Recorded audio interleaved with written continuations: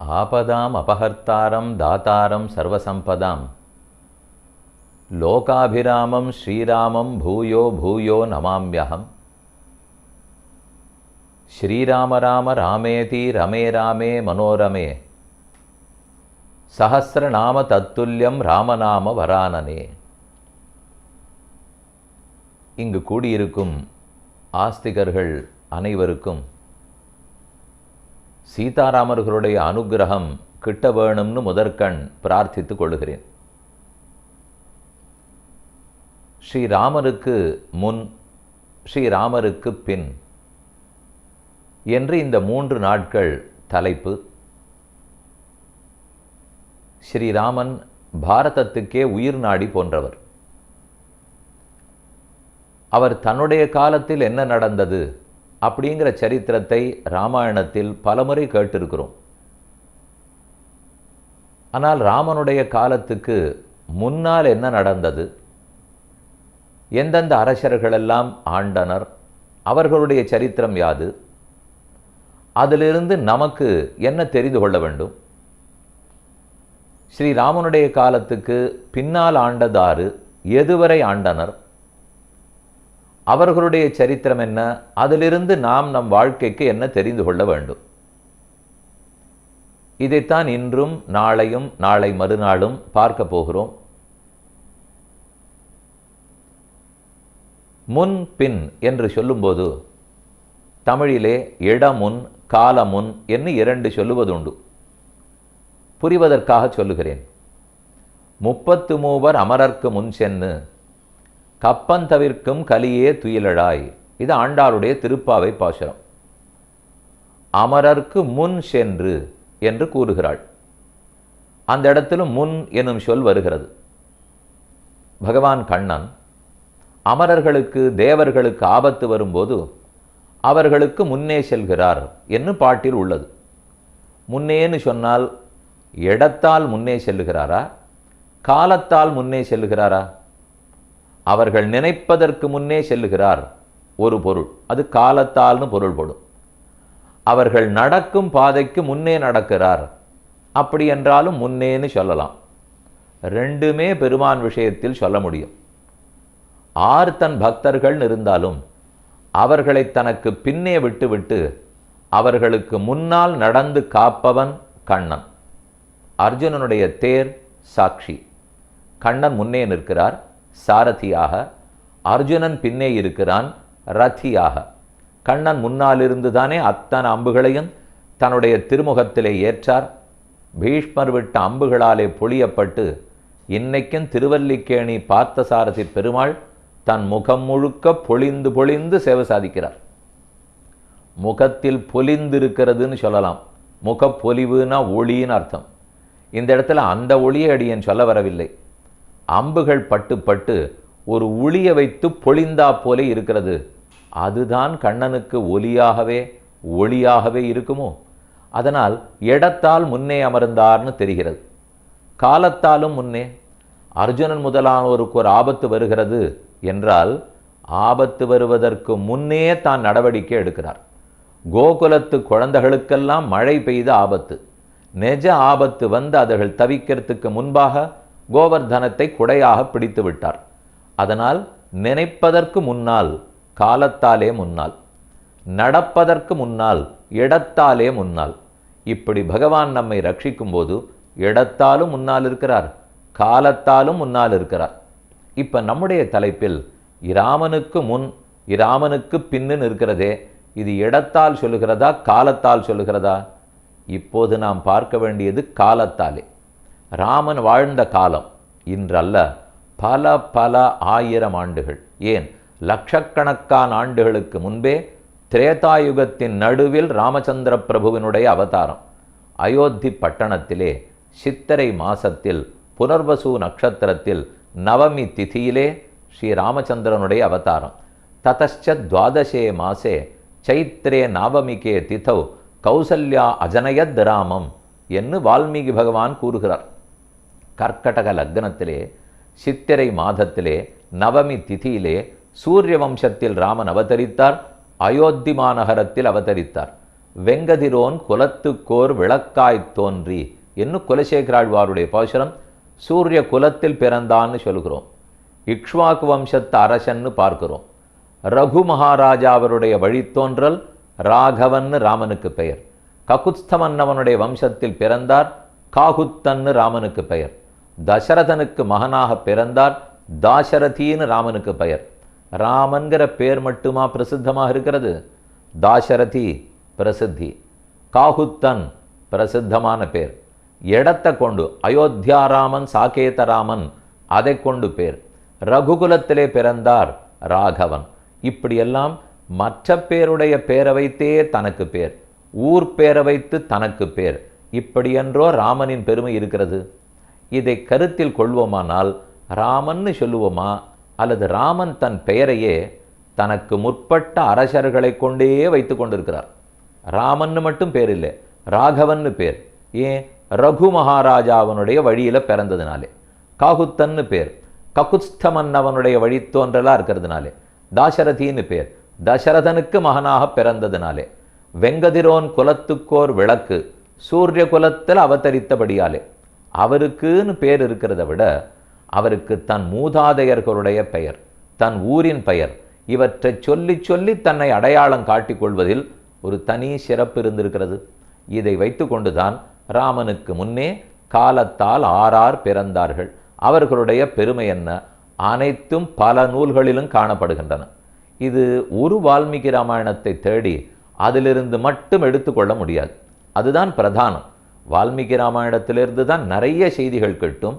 அந்த அளவுக்கு மார்க்கண்டேய புராணத்திலேருந்து சில செய்திகள், பாத்ம புராணத்திலேருந்து சில தகவல்கள், பாகவத புராணத்திலேருந்து பல தகவல்கள், விஷ்ணு புராணத்திலேருந்து பல செய்திகள், வேதத்தில் ஐதரேய பிராமணத்திலிருந்து பல செய்திகள், ஹரிவம்சம் அந்த புராணத்திலேருந்து பல தகவல்கள், நுட்பமான தகவல்கள்.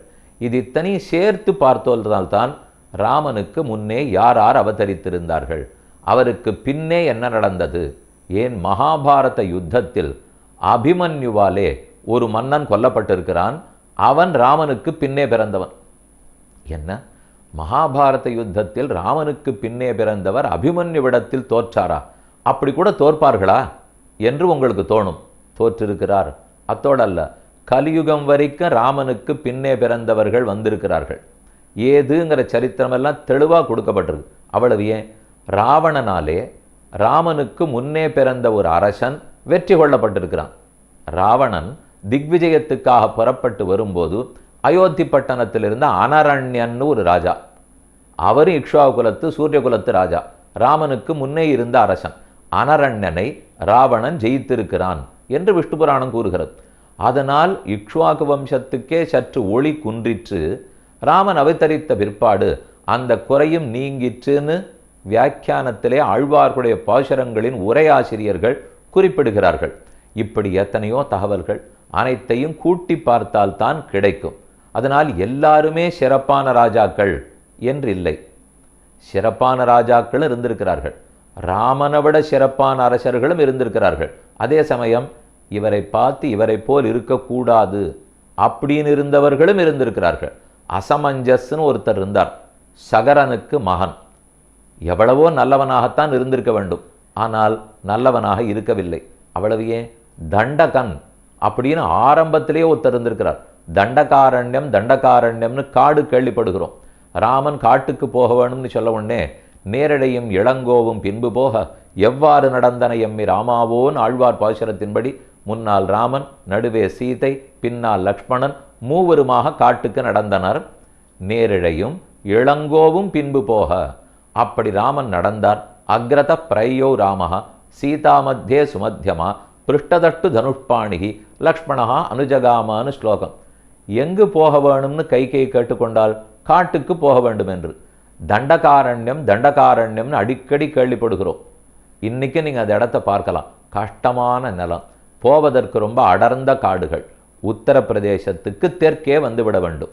சித்திரக்கூட்டம், அதுதான் மத்திய பிரதேசத்துக்கும் உத்தரப்பிரதேசத்துக்கும் எல்லை. சித்திரக்கூட்டத்தினுடைய ஒரு பகுதி மத்திய பிரதேசம், அது சின்ன ஊர்.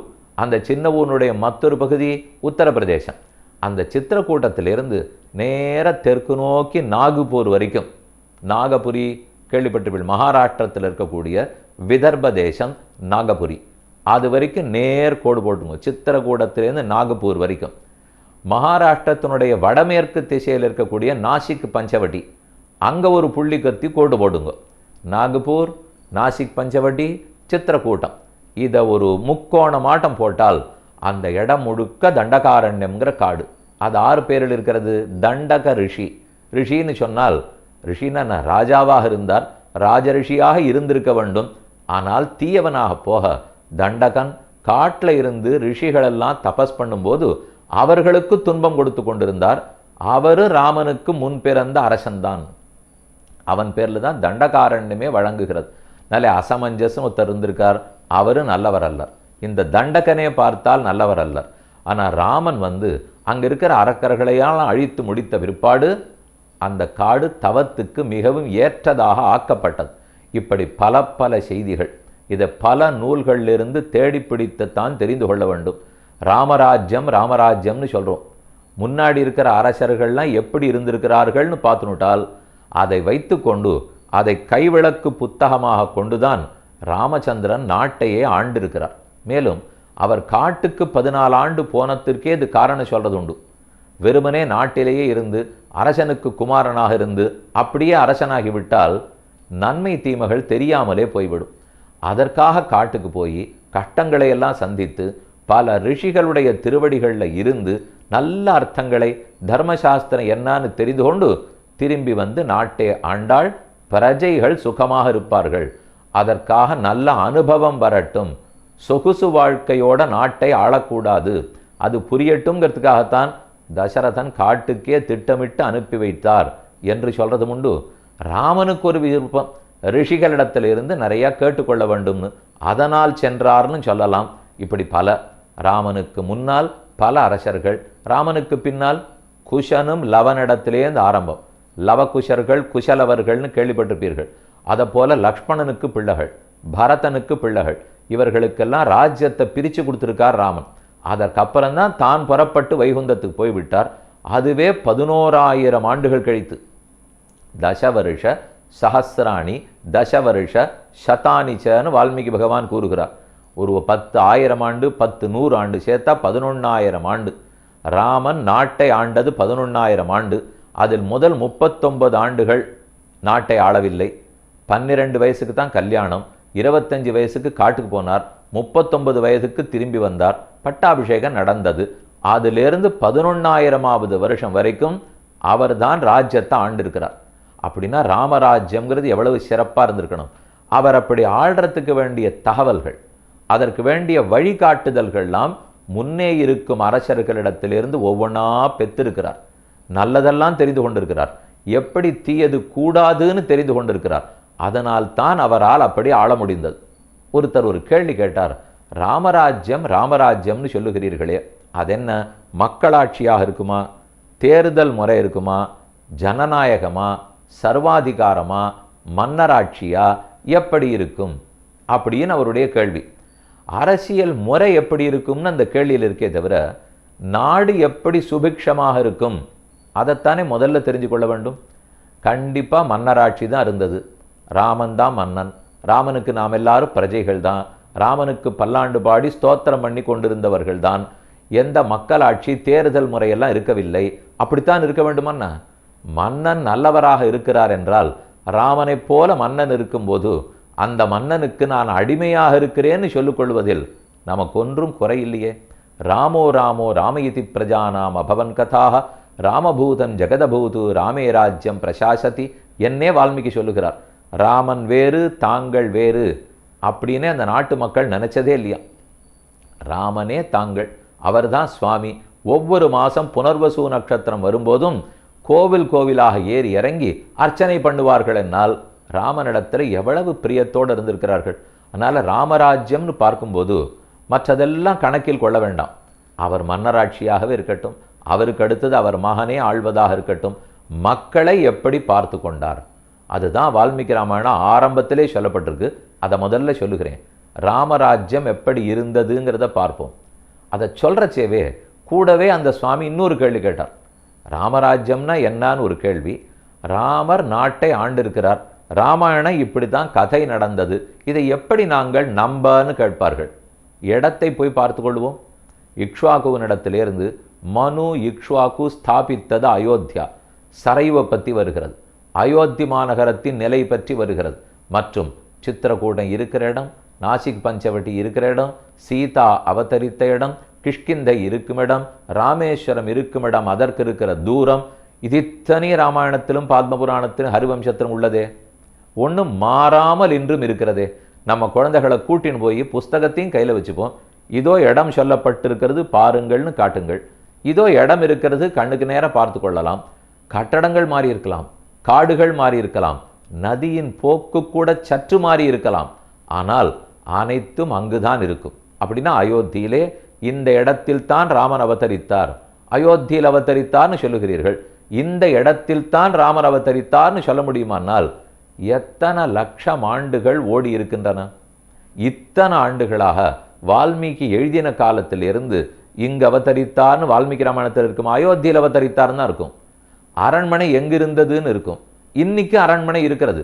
இதே போல் அரண்மனை அத்தனை லட்சம் ஆண்டுகளுக்கு முன்னாடி இருந்ததானால் இருந்திருக்க வேண்டிய தேவையில்லை. நான் பிறந்த இடம் எனக்கு தெரிந்திருக்கலாம், என் தாத்தா பிறந்த இடமே எனக்கு தெரியாது. யார் எழுதி வைப்பார்கள்? இன்னைக்கு மருத்துவமனை இத்தனாவது எண்ணிக்கையில் உள்ளு, இந்த வைத்தியர் பார்த்தார், உங்களுக்கு இதோ பிறப்பு சான்றிதழ் இறப்பு சான்றிதழ், இன்று 50 வருஷங்களாக. இதுக்கு முன்னால் இதெல்லாம் இருந்ததே இல்லை, யாருக்கும் தெரியாதே. 50-60 வருஷத்துக்கு முன்னாலேயே தெரியாதலா இருந்தால் 50,000 10 லட்சம் வருஷத்துக்கு முன்னாடி இருந்தது வால்மீகி ராமாயணம் ஒன்றுதான் வழி. இந்த ஒரே புத்தகத்தை நம்பி இருக்க முடியுமான்னு கேட்டால், இந்த புத்தகத்தை 1000 ஆண்டுகளுக்கு முன்னே இருப்பவரும் மேற்கோள் எடுக்கிறார், 2000 ஆண்டுகளுக்கு முன்னே இருப்பவரும் மேற்கோள் எடுக்கிறார். அனைவரும் இது 24,000 ஸ்லோகம்னு சொல்லுகிறார்கள், 6 காண்டம்னு சொல்லுகிறார்கள், இத்தனை சர்க்கம்னு சொல்லுகிறார்கள். இதை மனப்பாட முறை, உபன்யாச முறை, காலக்ஷேப முறை, பாராயண முறை, இத்தனை இடத்துல ஒரு இடம் தப்பி இருக்கிறதா? எங்கும் தப்பினதில்லை. நமக்கு முன்னாடி இருக்கிற ஆச்சாரியர்கள் 1000 ஆண்டுக்கு முன்னே ராமானுஜர், 1200 ஆண்டுக்கு முன்னே சங்கராச்சாரியர், இன்னும் முன்னால் நாள் ஏன் வியாசரே மேற்கோள் எடுக்கிறார். மகாபாரதத்தில் காணப்படுகிறது. எல்லாரும் மகாபாரதம் 5000 வருஷத்துக்கு முன்னால் ஒத்துக்கொள்ளுகிறோமா? ஆராய்ச்சிப்படி பார்த்தாலே ஒத்துக்கொள்ளுகிறோமா? ஆன்மீகவாதிகள் சாஸ்திரக்காரர்களை கேட்டால் இன்னும் பழையதுன்னு சொல்லுவோம், இருக்கட்டும். நம்ம ஆராய்ச்சி முறைப்படி பார்த்தாலே 5000 ஆண்டுகளுக்கு மேலே ஆகிவிட்டன. அதிலும் ராமனுடைய கதை வருகிறது, அங்கும் வால்மீகி ராமாயணம், இதே இடங்கள் அதற்கு முன்னால் இருக்கக்கூடிய நூல்களிலும் இருக்கின்றன. என்னால் வேறு வழியே கிடையாது, நம்பித்தான் தீர வேண்டும். ஆகவே இதை நம்ப வேண்டுமான்னு கேட்டால், இடம் இருக்கிறது, நூல்கள் இருக்கின்றன, ஆச்சாரியர்கள் இருக்கிறார்கள், இந்த மூணையும் கண்டிப்பாக நம்பித்தானே தீர வேண்டும். அனைத்தையும் அப்படி குண்டூசியாலே குத்தி இதுதான் என்று சொல்லுவதற்கு நம் வீட்டு பிறப்பிலேயே முடியாது. காலத்தில் அப்படி சொல்ல முடியுமா? குழந்தை பிறக்கிறது, 9:30 மணிக்கு குழந்தை பிறந்தது, அந்த நாளில் சுமாராக தான் சொல்லுவார்கள். இந்த நாளை போல கடைசியாக அந்த சமயத்துக்கு கடிகாரத்தை வைத்து அழித்து கொண்டு ஜாதகமாக எழுத முடியும்? ஒரு நிமிஷம் மாற்றி எழுதினால் கிரகங்கள் மாறி இருக்கலாம். அதனால் என்ன? நாம் வாழ வேண்டிய முறை முக்கியமே தவிர அந்த ஒரு நிமிஷத்தாலே நாம் மன்னனாகிவிடப் போவதும் இல்லை, அது இல்லாமல் தடுத்து விட போவதும் முடியாது.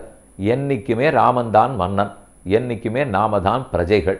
அதனாலே ராமராஜ்யம்ங்கிறது வெறுமனே எந்த முறை ஆட்சிங்கிறத பொறுத்தல்ல, எந்த வகையில் மக்கள் சந்தோஷமாக இருந்தார்கள், அவர்கள் எப்படி மகிழ்ச்சியோடு இருந்தார்கள், இதன் அடிப்படையில் தான் ராமராஜ்யம்னு சொல்லுகிறோம்.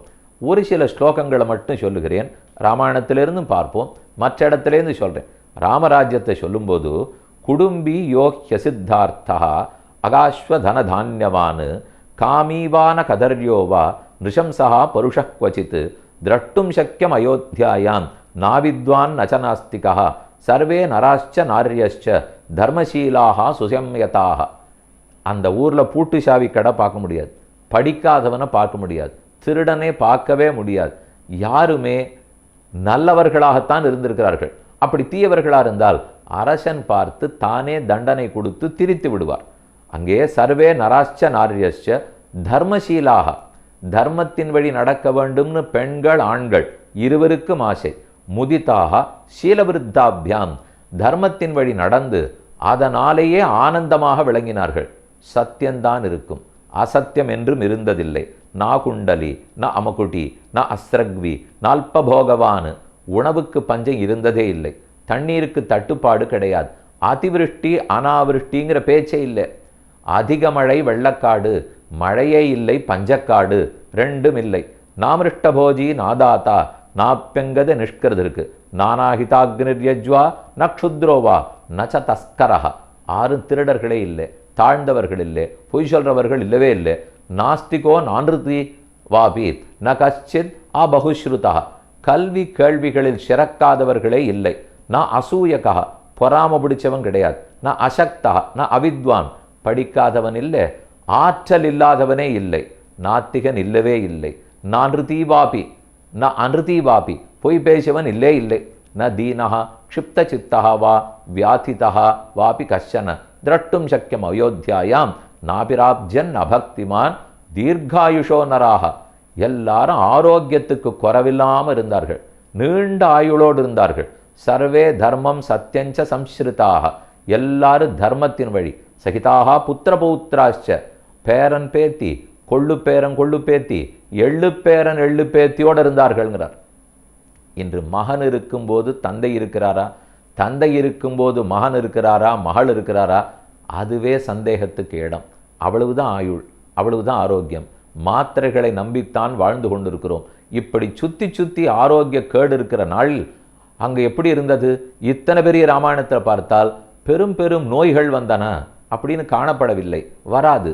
நாம் இயற்கையோட சீற்றத்தை சம்பாதிக்கவும் இல்லை, எதிர்த்து விளையாடவும் இல்லை. சகிதாக புத்திர பௌத்ராச்ச நித்தியம் ஸ்திரீபிகி புரோத்தமே க்ஷத்ரம் பிரம்மமுகம் சாசீத் வைஷ்யாக க்ஷத்ரம் அனுவிரதாக சாதேன இக்ஷ்வாகுநாதேன புரீசு பரிரக்ஷிதா. இப்படிப்பட்ட அயோத்தியானது யாராலும் தகர்க்க முடியாததாய், யாராலும் ஜெயிக்க முடியாததாய், எல்லா விதத்திலும் சிறப்பே உடையதாக இருந்தது அயோத்தியா. அயோத்தியான்னு சொல்லும்போதே அபேத்யா, யோத்தும் நசக்கியாயித்தி அயோத்தியான்னு சொல்லுவார்கள். எதிர்த்து சண்டையிடவே முடியாது. அயோதான் அயோத்திக்கே உண்டான பெருமை. இது முதல்ல ஆரம்ப சர்க்கத்திலே சொன்னார். கடைசியில் யுத்த காண்டம் முடிகிறது, ராமனுக்கு பட்டாபிஷேகம் நடக்கிறது. அங்கு சொல்றார், ந பர்யதேவன் விதவா நச்ச வியாலகிருத்தம் பயம் ந வியாதிஜம் பயஞ்சாசீத் ராமே ராஜ்யம் பிரசாசதி. ராமன் ராஜ்யத்தை ஆண்ட போது வியாதியால் வந்த பயமே இருந்ததில்லை. ந பர்யதேவன் விதவா, ஆறும் தவறான நேரத்தில் கணவனை பறிகொடுத்து விட்டு கைம்பெண்ணாக கதறினதே கிடையாது. நச்ச வியாலகிருத்தம் பயம், விலங்குகளால் தேவையற்ற பயம் வந்ததே இல்லை. நிர்தஸ்யுர் அபவன் லோகோ நானர்த்தம் கஷ்டித் அஸ்பிருஷத் நச்சஸ்ம வித்தா பாலானாம் பிரேத காரியாணி குருவத்தே. ஒரு வயதானவன் தன்னில் வயதில் இளையவனுக்கு அவன் இறந்து விட்டான் என்று அந்திமச் சடங்குகளை செய்ய வேண்டிய தேவையே இருந்ததில்லை. வயதானவர்கள் தான் முன்னால் இறப்பார்கள், வயதில் இளையவர்கள் பின்னால் தான் ஏற்பார்கள். அகாலத்திலே மரணம் ஏற்பட்டதில்லை. நச்சஸ்ம விருத்தா சர்வம் முதிதமேவாசீத் சர்வோ தர்மபரோபவத் ராமமேவ அனுபஷ்யந்தா நாபியஹிம்சன் பரம்பரம். ஏன் ஒத்தருக்கொத்தர் பரஸ்பரம் சண்டையிட்டு கொண்டதில்லை? ராமனையே பார்த்து வாழ்ந்தபடியால் ஒத்தருக்கொத்தர் சண்டையே வராது. அப்படி சண்டையிட்டால் ராமன் முகம் கன்னி சிவந்து போகும், கருத்து போகும், அவருக்கு பிடிக்காது என்றே சண்டை போட மாட்டார்கள். ஆசன் வருஷ சஹஸ்ராணி ததா புத்திர சஹஸ்ரிணா நிராமயா விஷோகாச்ச ராமே ராஜ்யம் பிரசாசதி. ஆமையாக எந்தவித வியாதி படுத்தினதில்லை, சோகம் வந்ததே இல்லை. பலருக்கும் பல குழந்தைகளும் இருந்தார்கள். இத்தனை குழந்தைகள் தான் இருக்க வேண்டும், தேவையற்ற ஆங்காங்கு வேறு வழி இல்லை. ஜனத்தொகை பெருகுகிறது என்றால் குறைத்து கொள்ளுங்கள்னு சொல்ல வேண்டிய நிர்பந்தம் யாரை சொல்ல? ஆனால் அன்று சொல்ல வேண்டிய தேவையே இருக்கவில்லை, இன்றும் தேவை இருக்காது. நாம் தர்மசீலர்களாக சத்தியவான்களாக இருந்து விட்டால் எத்தனை குழந்தை ஆரிடத்தில் இருந்தா என்ன? அந்தந்த குழந்தை உண்மை பேச போகிறது. ராமோ ராமோ ராம இதி பிரஜானாம் நித்தியமூலாக நித்தியபலாக தரவஸ்தத்திர புஷ்பிதாக.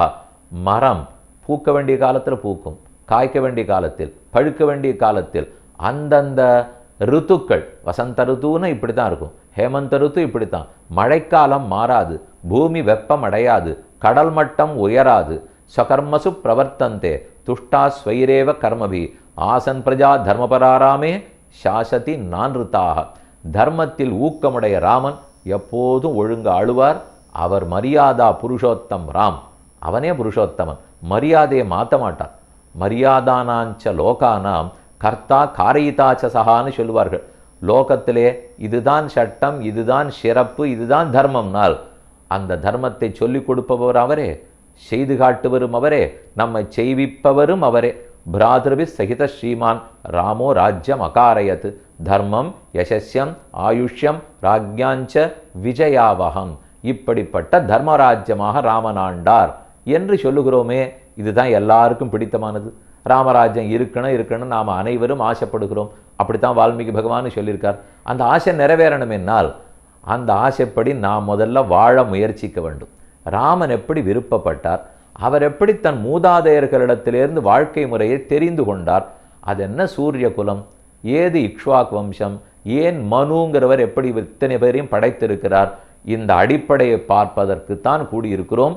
ராமராஜ்யம் அவசியம் வேணும். அயோத்தியிலே ஆச்சரியமான கோவில் கட்டக்கூடிய இந்த தருணம் பல்லாண்டுகளாக காத்திருந்து மிக பெரிய அளவிலே ராமனுக்குன்னு ஆச்சரியமான சன்னதி, 4 புறமும் இருக்கக்கூடிய மண்டபங்கள், எப்போதும் ராமநாமம் ரீங்கரிக்கும் அயோத்தியா பட்டணம், அயோத்தியா நாம நகரி தத்ராசீன் லோக விஸ்ருதா மனுனா மானவேந்திரேன யாபுரி நிர்மிதா ஸ்வயம். சில ஸ்லோகங்கள் அயோத்தி எப்படி மனு பகவானாலே ஸ்தாபிக்கப்பட்டது என்று சொல்லப்போகிறார். எங்கோ வைகுந்தத்துக்கு நிகரான ஊர், பிரம்மாவனுடைய சத்தியலோகத்தின் ஒரு பகுதியான ஊர், அத்தை கொண்டு வந்து சரையூ நதியினுடைய தெற்கு கரையில் மனு ஸ்தாபிக்கிறார். மனுன்னு சொன்னீரே, அவர் ஆரந்த மனு கோஷலோ நாம முதிதா ஸ்பீதோ ஜனபதோ மகான். இது கோஷல தேசம்னு பேர். கௌசல்யா வேறு, இது கோஷல தேசம். இப்போதும் உத்தரப்பிரதேசத்துக்கு நீ யாத்திரை போனால் கோஷல் ஜனபத் அப்படின்னு தான் போட்டிருக்கும். அந்த கோஷல ஜனத்திலே ஸ்பீதோ ஜனபதோ மகான் நிவிஷ்டா சரையூ தீரே பிரபூத தனதான்யவான். சிறந்த செல்வத்தோடே சரையூ நதியினுடைய தெற்கு கரையிலே ஸ்தாபிக்கப்பட்ட நகரம் அயோத்தியா நாம நகரி தத்ராசீன் லோக விஸ்ருதா மனுனா மானவேந்திரேன யாபுரி நிர்மிதா ஸ்வயம். மானவர் மனிதர்களுக்கே தலைவனாக விளங்கிய மனு பகவான், அவராலே ஸ்தாபிக்கப்பட்டது. ஆயதா தய தசச்ச துவேச்ச யோஜனானி மகாபுரி ஸ்ரீமதி த்ரீணி விஸ்தீர்ணா சுவிபக்த மகாபதா ராஜமார்க்கேண மகதா சுவிபக்தேன சோபிதா. ராஜமார்க்கத்தோடே சிறப்பான ஊராக அயோத்தியா ஸ்தாபிக்கப்பட்டது, சரையுவன் நதிக்கரையில் ஸ்தாபிக்கப்பட்டதுன்னு சொல்லுகிறார். இந்த அயோத்தியில் தான் மனு ஸ்தாபித்தன்னிலேருந்து மனுவுக்கு குமாரராக இக்ஷ்வாக்கு பிறந்தார். மனுவே சூரிய வம்சத்து அரசன்.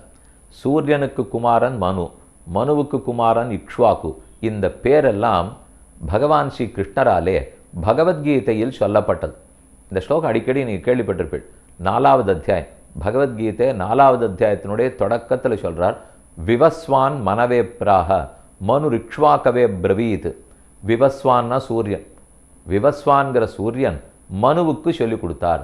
மனு இக்ஷ்வாக்குவுக்கு சொன்னார்னு ராமனுக்கு முதல் அரசனான சூரியன், மனு, இக்ஷ்வாக்கு இவர்களுடைய திருநாமங்களை எல்லாம் கண்ணன் சொல்லுகிறார். சொல்லி கொடுத்தாருன்னா எதை? கர்மயோகத்தை. இதுதான் கர்மயோகம்ங்கிறத 28 சதுர்யுகங்களுக்கு முன்னால் இதோ சூரியன் மனுவுக்கு சொன்னார். அந்த மனுவுக்கு வைவஸ்வத மனுன்னு பேர். இப்போ நடப்பது 7வது மன்வந்தரம். அது என்னதுன்னு சொல்கிறேன். நினைத்தாலே மெய்சில் இருக்கக்கூடிய கதை. எவ்வளவு பெருசு நம்ம பாரத தேசம், எத்தனை காலத்துக்கு சரித்திரம் வைத்திருக்கிறோம். இது என்ன 2000 வருஷம், 3000 வருஷம், 4000 வருஷம் கதையா? லட்சம் லட்சம் வருஷம் கதை. லட்சம் லட்சம்னுலாம் புராணத்தில் எழுதி வைத்திருக்கிறீர்களே, அப்படிலாம் சரித்திரத்தில் இல்லவே இல்லையென்னால் உலகம் படைக்கப்பட்டு கோடிக்கணக்கான ஆண்டுகள் ஆகின்றனன்னு விஞ்ஞானிகள் சொன்னார்களா இல்லையா? அதை மறுக்கவே இல்லையே. அத்தனை ஆண்டுகளாக ஜீவராசிகள் இருந்திருக்கிறார்கள் இல்லை அப்படின்னு ஒரு சாரார் கருத்து, இருந்திருக்கிறோம் அப்படின்னு மற்றொரு சாரார் கருத்து. உலகமே இல்லைன்னு இரு சாராரும் சொல்லவில்லையே. படைக்கப்பட்டு விட்டது பல கோடி ஆண்டுகளுக்கு முன்னால். நட்சத்திரங்கள் இருந்தன, சூரியன் இருந்திருக்கிறார், சந்திரன் இருந்திருக்கிறது, பூமி இருக்கிறது, தண்ணீர் இருந்திருக்கிறது. இதெல்லாம் எல்லாரும் ஒத்துக்கொள்கிறார்கள். இப்படி இருக்கும்படிக்கு மனிதராசிகள் இருக்கவில்லைன்னு பேசிக்கொண்டிருக்கலாமே தவிர, இருக்கவில்லைன்னு ஒருத்தர் அபிப்பிராயம், இருக்கிறதுன்னு மற்றொரு அபிப்பிராயம். இருக்கவில்லைன்னு நிரூபிப்பதற்கும் மிகவும் கடினம். இருப்பது என்று நிரூபிப்பதற்கு காட்டி நிரூபிக்க முடியாது, நூலை காட்டி நிரூபிக்க முடியும். இதுதான் இருக்கக்கூடிய வேறுபாடு. அப்படி மனுவாலே இந்த சிறந்த ராஜ்யம் அமைக்கப்பட்டது. அதில் தான் இக்ஷ்வாகு நாட்டை ஆண்டார், ரகு மகாராஜா ஆண்டார், ககுத்ஸ்தன்கிற மன்னவர் ஆண்டார். இவர் ஒத்தொத்தரிடத்திலிருந்து ராமன் ஒவ்வொரு பண்பை பெற்றார்னு சொன்னேன். ஒரு 2-3 இடத்தை மட்டும் பார்ப்போம். எப்படி ராமனை ராமன்னு சொல்லாமல் அதற்கு முன்னாடி இருக்கக்கூடிய அரசனின் பெயரை வைத்தே சொல்லுகிறார்கள். ராமனே அதில் விருப்பப்படுறார். ராவணன் மாண்டு போனான். ஆகாசத்தில் பிரம்மாதி தேவர்கள் கூடினார்கள். தசரதனை முன்னிட்டு கொண்டு ராமனை வணங்கினார்கள். பிரம்மா கூறினார், பவான் நாராயணோ தேவஹா, நீர்தான் நாராயணன் தேவதேவன், வந்த செயல் முடிந்து விட்டது, ஊருக்கு திரும்பலாமே, வைகுந்தத்துக்கு திரும்ப வரலாமான்னு பிரம்மா கேட்கிறார். அப்ப ராமன் பதில் சொல்லுகிறார், ஆத்மானம் மானுஷம் மன்னே ராமம் தசரதாத்மஜம், என்ன மனிதர்களில் ஒருத்தனாகவே நினையுங்கள், ராமன் எனக்கு பேர், தசரதன் மகனான ராமன் என்னை சொல்லுங்கள். ராமன்னு சொல்லியிருக்கலாம், அரசன்னு சொல்லியிருக்கலாம், சக்கரவர்த்தின்னு சொல்லியிருக்கலாம், மகாவீரன்னு சொல்லலாம், ராவணனை வதம் பண்ணவன்னு சொல்லியிருக்கலாம், நாராயணன்னு சொல்லியிருக்கலாம். எதையும் சொல்லவில்லை. அவருக்கு விருப்பம் ராமம் தசரதாத்மஜம். அரசன்னு சொன்னாலே 60,000 ஆண்டு ராஜ்யத்தை ஆண்டு இப்படித்தான் ராஜ்யம் ஆள வேணும் என்று ராமனுக்கு புரிய வைத்தவரே தசரதன். அதனால தான் நான் அவருக்கு மகன்கிறத விட்டே கொடுக்கறதா இல்லைங்கிறார். என்னதான் வைகுந்தத்தில் பெருமான் இருந்தாலும் அவர் தான் அனைவருக்கும் அரசனாக தேவனுக்கு தேவனாக இருந்தாலும் இந்த ஊரை எப்படி ஆளணுங்கிறதை தசரதனிடத்திலிருந்து தான் நான் கற்றுக்கொண்டேன். அதனால தான் ராமம் தசரதாத்மஜம்னு சொல்லுகிறார். அடுத்தது இதுக்கு சற்று முன்னால் போவோம். யுத்த காண்டம் தொடக்கம். விபீஷணன் வந்து சரணாகதி பண்ணுகிறார். ராமேஸ்வர கரை, திருப்புல்லாணி க்ஷேத்திரம், தர்பசயன பெருமாள் எழுந்துருள் இருக்கிறார். 3 நாட்கள் ராமன் சரணாகதி பண்ணி சமுத்திரராஜனிடத்தில் வழி கேட்டார்னு கேள்விப்பட்டிருப்பீர்கள். அதுக்கப்புறம் தான் அணை கட்டப்பட்டது, சேது பந்தம். அதற்கு முன்னால் நடந்த சரித்திரம். இனிமே சேத்து கட்ட போறார். விபீஷணன் வந்து சரணாகதி பண்ணுகிறான். நிவேதயத மாம் க்ஷிப்ரம் விபீஷணம் உபஸ்திதம் சர்வலோக சரண்யாய ராகவாய மகாத்மனே. அழகான ஸ்லோகம். நான் வந்திருக்கிறேன்னு ராமனிடத்தில் போய் சொல்லுங்கள் என்று கைகூப்பி கொண்டு அஞ்சலி ஹஸ்தத்தோடே சுக்ரீவனிடத்தில் வேண்டுகிறான் விபீஷணன். யாரிடத்துல சரணாகதி பண்ணவரேன்னு சொல்லணும் இல்லையா? அதை சொல்லும்போது நிவேதயத மாம் க்ஷிப்ரம், நான் வந்திருக்கேங்கிறத சடக்கென போய் சொல்லுங்கள். யாருக்கு? ராகவாய மகாத்மனே, ரகுகுல திலகனான ராமனுக்கு சொல்லுங்கள். ராமன்கிற பேரே அந்த ஸ்லோகத்தில் இல்லை.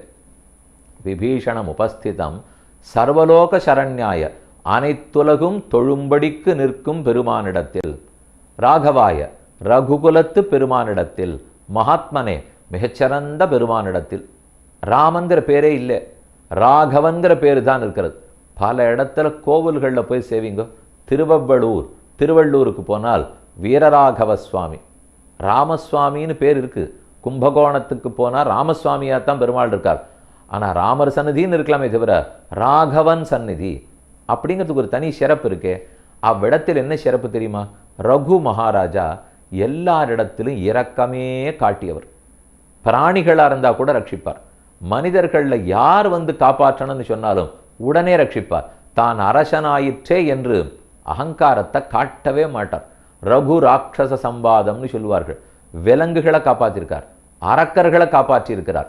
இதிலிருந்து ஒன்று தெரிகிறது, ரகுகுலத்தில் யார் பிறந்தாலும் அவர்கள் ஏழை எளிய மக்களான நம்மிடத்தில் இரக்கத்தோடு இருப்பார்கள். விபீஷணனுக்கு என்ன ஆசை? ராமன் அந்த இரக்கத்தை எனக்கு காட்டுவாரா? அவர் ராமனாக இருந்தால் காட்டுவாரோ இல்லையோ, ராகவனாக இருந்தால் நிச்சயமாக காட்டுவார். ஏன்னா ரகு மகாராஜா இரக்கத்துக்கே பேரெடுத்தவன். அவருடைய வழித்தோன்றல் ராமனால் கண்டிப்பாக அந்த இரக்கம் அவரிடத்தில் இருக்கும் இல்லையா? அதனால என்னை கை விட்டுட மாட்டார். நானும் சீதையை பிரித்த பாப்பியான ராவணனுடைய தம்பி, நீ வெளியில போ கொன்னுடுவேன்னு சொல்லுவாரோ? பக்கத்தில் இருக்கிற சுக்ரீவன் முதலானோரெல்லாம் கொல்லணும்னு பேசிட்டு இருக்கார்கள். இவரும் ஒருவேளை அப்படி சொல்லிவிடுவோன்னு பயம். மாட்டார், சரணாகத வத்சலன். ஆனால் ராமன் அப்படி நடந்துப்பறா தெரியாது. ராகவன் நிச்சயம் நடந்து கொள்வார் அப்படிங்கிற நம்பிக்கையில் தான் சொல்லுகிறான். ஆழ்வார் சொல்லும்போது, தயரதற்கு மகன் தன்னை அன்னி மத்திலேன் தஞ்சமாகவே, எனக்கு மற்றொரு தஞ்சம் கிடையாது. தசரதனுடைய மகனான ராமன், பேரே ராமன்னு சொல்லவே ஆழ்வார். தயரதற்கு மகன் தன்னை அன்றி மத்திலேன் தஞ்சமாகவே, வல்லரக்கர் புக்கெழுந்த தயரதன் பெற்ற மரதகமணி தடத்தினையேன்னு போசணும். ராமன் ஒரு பெரிய மரகத மணி தடம், தடம்னா குளம். குளத்தில் இறங்கினவர்கள் நன்றாக நீராடி அனுஷ்டானங்கள்லாம் பண்ணி துணி துவைத்து கொண்டு வரலாம். நல்ல தண்ணீர் குடிப்பதற்கு கிடைக்கும். அப்படி இல்லாமல் கழுத்திலே கல்லை கட்டி கொண்டு வேணும்னு குளத்தில் இறங்கி உயிரை விட்டே தீருவேன்னால் விட வேண்டியதுதான். அதே போல ராமன்கிறவர் பெரிய ஏரி. அந்த ஏரியை பெற்றது யாரு தெரியுமா? தயரதன் பெற்ற மரதகமணி தடம். ஏரியிலே தாமரை பூத்திருக்கும், அல்லி பூத்திருக்கும், நீலோத்பலம் பூத்திருக்கும், மீன்களெல்லாம் துள்ளி விளையாடும், பொற்றாமரைகள் இருக்கும். அதை போல ராமன்கிற ஏரியிலே அவருடைய பரத்வம், வீரியம், சௌரியம், பராக்கிரமம், சௌந்தர்யம், மாதுரியம், சரணாகத வாத்சல்யம், எத்தனை குணங்கள், ஒவ்வொன்று ரத்தனம், மாணிக்கம், முத்து, தாமரை, முல்லை. அப்படிப்பட்ட பெரிய ஏரி தான் ராமன். மரதக மணி தடத்தினையேன்னு சொன்னார். தசரதன் பெற்று கொடுத்த ஏரி ராமன்னு சொல்வார்கள். மதுராந்தகத்துக்கு போனால் ஏரிகாத்த ராமனாகவே இருக்கிறார். ஆச்சரியமா சீதையனுடைய திருக்கையை பற்றி கொண்டு கல்யாண திருக்கோலத்தில் கைபிடித்து கொண்டு மதுராந்தகத்தில் ராமனாகவே சேவை சாதிக்கிறார். ஏன் சொன்னால் தயரதற்கு மகன், தாசரதி, ராகவன் அப்படிங்கிறதுனால ஒரு சிறப்பு பட்டம் கிடைக்கிறது. அவருடைய பண்பு தெரிகிறது. ஆழ்வார் ஒரு பாசுரத்தில் கண்ணனும் வாரானால் காகுத்தனும் வாரானால் ஊரெல்லாம் துஞ்சி உலகெல்லாம் நள்ளிருளாய் நீரெல்லாம் தேறி ஓர் நீரளவாய் நீண்டதால் பாரெல்லாம் உண்டனம் பாம்பனையான் வாரானால் ஆரெல்லே வல்வினையே அவிகாப்பானிரியேன் பாடினார். 5ஆம் 10 4ஆம் திருவாய்மொழியிலே நம்மாழ்வாருடைய பாட்டு. அதிலே ஆழ்வாருக்கு பெருமானை பிரிந்து ரொம்ப துக்கம். எப்போ பெருமான் வரம் இருக்கிறாரே, கண்ணனும் வாரானால், கண்ணன் வருவார்னு எதிர்பார்த்தேன், வரவே இல்லை. சரி, கண்ணன் எப்பவுமே பொய் சொல்லக்கூடியவர், வராமல் ஏமாத்திரக்கூடியவர். காகுத்தனும் வாரானால், ராமன் பொய்யே பேச மாட்டாரே, ராமனும் வரவில்லையேன்னு சொல்லலை. காகுத்தனும் வாரானால், கண்ணன்னா நேர கண்ணன்னு சொல்லிவிட்டார். ஆனால் ராமனை பற்றி சொல்லும்போது கண்ணனும் வாரானால் காகுத்தனும் வாரானால். ஏன்னா காகுத்தன், ககுஸ்தன் ஒரு மன்னன் இருந்தார். கதை பார்க்க போகிறோம். தேவர்களுக்கும் அசுரர்களுக்கும் சண்டை நடக்கும்போது தேவர்கள் பக்கத்தில் சேர்ந்து ஆசுரர்களை ஜெயித்து கொடுத்தார். அவர்களை ஜெயித்து தேவர்களுக்கு வெற்றி. அந்த அளவுக்கு பிரத்தியாருக்கு நல்லது பண்ணுறதுக்கே அந்த வம்சம் இருந்திருக்கு. சூரிய குலமே அப்படித்தான், இக்ஷ்வாக் வம்சமே அப்படித்தான். பிறர்களுக்கு சமிருத்தி, பரசமிருத்தேக பிரயோஜனர்கள்னு சொல்வார்கள். பிறர் நன்னா இருக்கிறதே அவர்களுக்கு விருப்பம். தங்கள் நலத்தை பேண மாட்டார்கள். அதில் ஒருத்தர் இப்போ நம்ம பார்த்த ககுஸ்தன். அந்த ககுஸ்தனுடைய வம்சத்தில் பிறந்ததுனால தான் காகுத்தன் அப்படின்னு ராமனுக்கு வந்தது. கண்ணன் வராத போனால் போட்டோம், காகுத்தனும் வரலையே அப்படின்னா ராமனுடைய அந்த குணம் வலியுறுத்தப்படுகிறது. ராமனும் வாரானால்னு சொல்லக்கூடாது. ககுத்த வம்சத்தில் பிறந்த ராமனா வராமல் போயிட்டான். ரகுவான அவன் வம்சத்தில் பிறந்த ராகவன் நம்ம ரட்சிக்காத போவரா? தயரதற்கு மகனாக பிறந்தவர் ரட்சிக்காத போவரா? இப்படி ஒவ்வொரு பாசுரத்திலையும் ஸ்லோகத்திலையும் முன்னோர்களுடைய நாமத்தை சொல்லியே வலியுறுத்துகிறபடியால் ராமனுக்கு முன்னே பிறந்தவர்கள் அவ்வளவு சிறப்பானவர்கள் என்பதை நாம் தெரிந்து கொள்ளலாம். வெங்கதிரோன் குலத்துக்கோர் விளக்காய் தோன்னி விண்முது முயக்கொண்ட வீரன் தன்னைன்னு பாசுரம். இது குலசேகராழ்வாருடைய பாசுரம். வெங்கதிரோன் குலத்துக்கோர் விளக்கு. வெங்கதிரோன்னா சூரியன். அந்த சூரியனுடைய குலத்துக்கு ஒரு விளக்காக ராமச்சந்திரன் பிறந்தார். சுவாமி வேதாந்த தேசிகன் சாதிக்கும் போது ஆச்சரியமாக சொன்னார், இந்த ராமன் அவதரித்தார். தினகர குல கமல திவாகரன்னு சொன்னார். தினகரன்னா சூரியன். அந்த சூரியனுடைய குலத்திலே சூரியனுக்கே இருக்கிற பெருமை என்ன? தாமரைகளை மலர்த்தும். இக்ஷ்வாகுவனிடத்திலேருந்து ஆரம்பித்து ஒவ்வொரு தாமரைன்னு வச்சுங்க. இந்த தாமரைகள்லாம் எப்படி அலர்த்தப்படும்? ராமன்கிற சூரியனை பார்த்தா தான் அலருமா. முன்னாடி இருக்கிற எந்த ராஜாவாக இருக்கட்டும், பின்னாடி இருக்கக்கூடிய அரசர்களாக இருக்கட்டும், இவர்கள் எல்லாருக்கும் யாரால் ஏற்றம்னால் ஏற்றம் ராமனாலே. ராமனையே சூரியன் வைத்துக் கொள்ளலாம். வெங்கதிரோன் குலத்துக்கோர் விளக்கு. கண்ணன் சந்திர வம்சத்தில் அவதரித்தார். ஆனால் ராமனோ சூரிய வம்சத்திலே திருவவதாரம் பண்ணி இருக்கிறார். அந்த வம்சம் யாரிடத்திலிருந்து தோன்றிற்று, எந்தெந்த ராஜாக்கள் அதில் இருந்திருக்கிறார்கள், இதெல்லாம் எங்கிருந்து எடுத்துக்கொள்ளலாம்? சற்றே விஷ்ணு புராணத்தில் பார்த்தா இந்த வரிசை மாறி இருக்கும். ஹரிவம்சத்தில் பார்த்தா இன்னொரு வரிசை இருக்கும். பாத்ம புராணத்தில் இன்னொரு வரிசை இருக்கும். கிட்டத்தட்ட எல்லா பேர்களும் ஒன்றாத்தான் இருக்கும். ஆனால் முன் பின் மாறி மாறி வரும். உடனே சந்தேகம் வந்துவிடும். இதனால் தான் சொன்னோம், இந்த அரசர்களெல்லாம் உண்மைதானா, சரித்திரத்தில் சரிவர எழுதி வைத்து கொள்ள வேண்டாமான்னு கேட்பார்கள். அப்படி சரிவர நம்ம சரித்திரத்தை எழுதிட முடியுமா? தாத்தா பாட்டி பேர் உங்களுக்கு ஒழுங்காக தெரியுமோ?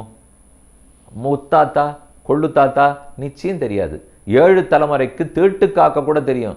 7 தலைமுறை பேர் என்னன்னு கேட்டு பாருங்க, தெரியாது நடுவோம். இந்த 7 தலைமுறை என் ஒருத்தனின் குடும்ப பெயரே மறந்து போகும்போது இந்த அளவுக்கு இவ்வளவு தூரம் பாதுகாத்து தானே எழுதியிருக்கார்கள். ஒன்றும் கவலை வேண்டாம். எதனால் பேர் மாற்றி மாற்றி வருகிறது தெரியுமா? ஒரு வழக்கம் உங்களுக்கே தெரியும். சோழ மன்னவர்கள் இருக்கும்போதும் முதலாம் குலோத்துங்கன், 2ஆம் குலோத்துங்கன், முதலாம் ராஜராஜன், 2ஆம் விக்ரமாதித்யன், இப்படியெல்லாம் கேள்விப்பட்டிருக்கிறீர்களா? நம்ம வீட்டிலேயே தாத்தா பேரை பேரனுக்கு வைக்க மாட்டோமா? தாத்தா இன்னைக்கு பிறந்தார் அப்படின்னா ஒரு வருஷம் 1920 21 பிறந்தாருவா. பேரன் அப்போ பிறந்தார்னா தாத்தா பேர் பேரனுக்கு வச்சுருக்கோம். பேரன் இங்கேயான 60 வயசு 70 வருஷம் கழித்து பிறந்திருப்பார். 1990 பிறந்திருப்பார். அப்படின்னா எப்படி சுவாமி இவர் இப்போ பிறந்தாருங்கிறார் அப்போ பிறந்தாருங்கிற ஒரே பேர், தாத்தா அப்போ பிறந்தார், பேரன் இப்போ பிறந்தார், என்ன குறை? இதே ஒரு 4 தலைமுறைக்கு அப்புறம் பேர் வச்சிருந்தால் இன்னும் குழம்பி விடுவோம். அதை போல யுவனாஸ்வன் ஒரு ராஜா 2 தடவை வருகிறார். அம்பரீஷன் ஒரு அரசன் 2 முறை வருகிறார். திலீபன் ஒரு அரசன் 2 முறை வருகிறார். பகீரதன் அவனுக்கு முன்னால் தந்தை திலீபன், அந்த திலீபன் ஒத்தர். அது ராமாயணத்திலேருந்து தான் தெரிஞ்சுக்கணும். அதே ரகு மகாராஜாவுக்கு தந்தை திலீபன், ரகுவம்ச மகாகாவியம் அப்படின்னா காளிதாசன் இயற்றின ரகுவம்சம். ரகுவம்சத்தில் பார்த்தா திலீபன், ரகு, அஜமகாராஜா, ராமன் அப்படின்னு 4 பேர் வரிசையாக சொல்லப்பட்டிருப்பார்கள். அந்த திலீபனார் இந்த திலீபனாருனால் வேறே, காலமே வேறு. மேலே இந்த காலம்லாம் நம்ம பேசிட்டு இருக்கிறது லட்சம் வருஷங்களுக்கு மேலே. அப்படி இருக்கும்போது முன் பின் முரணாக இருந்தால் பேர் மீண்டும் மீண்டும் வருகிறதுன்னு அர்த்தம்.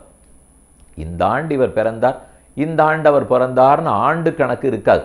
நம்ம ஏதோ இந்த ஆங்கில கணக்கின்படி ஆண்டு கணக்கு வச்சிருக்கோமே தவிர முன்னாடியெல்லாம் ஆண்டு கணக்குனால் ஆண்டு பேர் கூட இருக்காது. கலியுகத்திலேருந்து எத்தனை காலம், துவாபர யுகத்திலேருந்து எவ்வளவு காலம், பிறந்தது திரேதாயுகம் பிறந்ததுலேருந்து எத்தனை காலம் அப்படிங்கிறது தான் பார்த்தாலே கிட்டும். எந்த இடத்துலேருந்து நாம் இப்போ வரிசையை எடுத்துக்கொள்ளலாம்? ராமனுக்கு திருக்கல்யாணம் நடக்க வேண்டும். சீதை இந்த புறத்தில் இருக்கிறாள், ராமன் இந்த புறம் நிற்கிறார். அப்போது 2 அரசர்களும் தங்கள் தங்கள் குலத்தை சொல்லிக் கொள்ளுகிறார்கள். இப்படித்தான் எங்கள் அரச குலம் அப்படின்னு ராமன் பக்கத்தில் படிக்கிறார்.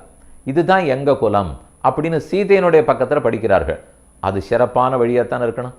அவர்கள் தான் பிரம்மாவிடத்திலேருந்து தொடங்கி அடுத்தடுத்து யார் பிறந்தார் என்று சொல்லி வருகிறார். அதை முதல்ல பார்த்துப்போம். அவ்வக்த பிரபவோ பிரம்மா சாஸ்வதோ நித்திய அவ்வயா தஸ்மான் மரீச்சிகி சம்யக்ஞே மரீச்சேகே கஷ்யபசுதா. பிரம்மா 10 ரிஷிகளை உருவாக்கினார். படைப்பின் தொடக்கம். அதிலே மரீச்சி என்ன ரிஷி, மரீச்சிக்கு கல்யாணம் ஆயிற்று. மரீச்சிகி சஞ்சக்ஞே மரீச்சேகே கஷ்யபசுதா. மரீச்சிக்கும் கலா என்பவளுக்கும் கல்யாணமாகி கஷ்யப பிரஜாபதி பிறந்தார். கஷ்யபருக்கும் அதிதி தேவிக்கும் கல்யாணம், கஷ்யபருக்கும் திதிக்கும் கல்யாணம், தனுவுக்கும் கல்யாணம், அவரவர்களுக்கு பிள்ளைகள். அப்போதெல்லாம் அதிக குழந்தைகளை பெற்றாக வேண்டும், வம்சவிருத்தி நடக்கணும். நாடு முழுக்க காலியாக இருக்கிறது, இடம் படைக்கப்பட்டது. மேற்கொண்டு சந்ததி உற்பத்தி வேண்டும், அதில் தான் நோக்கோடு இருந்தார்கள்.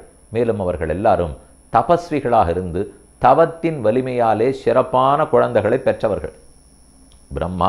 பிரம்மாவுக்கு பிள்ளை மரீச்சி, மரீச்சிவிக்கு பிள்ளை கஷ்யபர், கஷ்யபருடைய மகன் விவஸ்வான், அவர் தான் சூரியன். சூரியனுக்கு மற்றொரு பெயர் விவஸ்வான். சூரியன்னு பேரு, அர்க்கன்னு பேரு, ஜுமணின்னு பேரு, தினகரன்னு பேரு, திவாகரன்னு பேரு, இப்படி எல்லாம் பல பெயர்கள் இல்லையா? அதில் ஒன்று தான் விவஸ்வான். கஷ்யபாஜங்கே ஜக்ஞே மனுர் வைவஸ்வத ஸ்மிருதா. விவஸ்வானுக்கு குமாரனாக மனு பிறந்தார்னு சொல்லுகிறது. அந்த மனுவனிடத்திலிருந்து தான் நம்ம ஆரம்பித்து பார்க்க வேண்டும். அந்த முதல் மனு இப்போ பார்க்கறது விவஸ்வான்கிற சூரியனுக்கு பிள்ளையா பிறந்தது 7வது மனு. இப்போ நடக்கிறது 7வது மன்வந்தரம். ஒரு மனுவனுடைய ஆட்சி காலத்துக்கு மன்வந்தரம்னு பேர். மொத்தம் 14 மனுக்கள். பிரம்மாவனுடைய ஒரு பகல் பொழுதுக்கு 1000 சதுர்யுகங்கள். சுருக்கமான கணக்கு ஞாபகம் வைத்துக்கொள்க. பிரம்மாவுக்கு ஒரு பகல் நாள் 1000 சதுர்யுகங்கள் ஓடிக்கழிந்தனான்னு அர்த்தம். அது முடிந்தவுடனே பூஹு புவஹா சுவஹா முதல் 3 லோகங்களும் மூழ்கிவிடும். இந்திரலோகம் உட்பட மூழ்கிவிடும். ஆனால் அதற்கு மேலே இருக்கிற 4 லோகங்களும் அழியாது. பிரம்மாவுக்கு இரவு முடியும், மீண்டும் பகல் பிறக்கும். அப்போது இந்த 3 லோகங்களும் படைக்கப்படும். இப்படித்தான் ஒவ்வொரு தரமும் கணக்கு. இந்த 1000 சதுர்யுகங்கள்னு சொன்னேனே, ஒரு சதுர்யுகங்கிறது 43,20,000 வருஷம். அதை 1000ஆல் பெருக்கிக் கொள்க. 43,20,000 1000ஆல பெருக்கினீங்கன்னா எத்தனையோ. அவ்வளவு கணக்கெல்லாம் எனக்கு தெரியாது, சாமர்த்தியம் போராது. வேணும்னால் கையில் கணிப்பொறி வைத்து கொண்டு இப்படி தட்டி பார்த்து கொள்க. 43,20,000 அதை 1000ஆல பெருக்கினீர்கள் என்னால் அத்தனாயிரம் வருஷங்கள் அவருடைய ஒரு இரவு பொழுது போகும். அப்போது 6 இருக்க மாட்டார்கள். இந்த நாட்டெல்லாம் 6 ஆண்டு கொண்டு இருக்க மாட்டார்கள். இப்போ நாம் எப்போ வாழ்ந்து கொண்டு இருக்கிறோமோ இப்போது பிரம்மாவுக்கு பகல் நடக்கிறதுன்னு உடனே முடிவு பண்ணிடலாம். பூமண்டலம் இருக்கிறதே, ராத்திரியாக இருந்தால் இருக்காது இல்லையா? இந்த பகல் பொழுது 14 மனுக்கள் ஆழ்வார்கள்.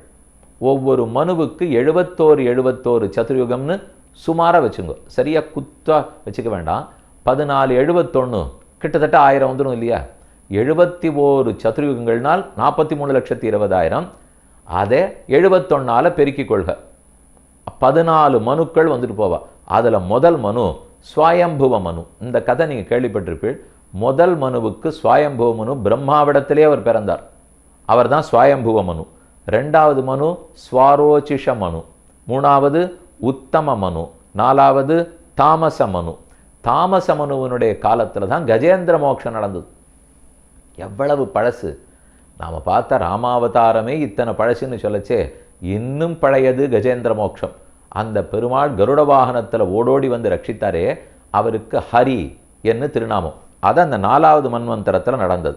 அதுக்கப்புறம் ரைவத மனு 5வது, 6வது சாக்ஷுஷ மனு. 6வது மன்வந்தரத்திலே தான் அமிர்தமதனம் நடந்தது. பெருமாள் பார்க்கடலை கடைந்து அமுதத்தை எடுத்து தன்வந்திரியே பிறந்து மகாலட்சுமி தோன்றி இது இத்தனை நடந்தது அப்படின்னு சொல்லும்போதே 6வது மன்வந்தரத்துக்கு முன்னால் மகாலட்சுமியே கிடையாதான்னு கேட்க வேண்டாம்.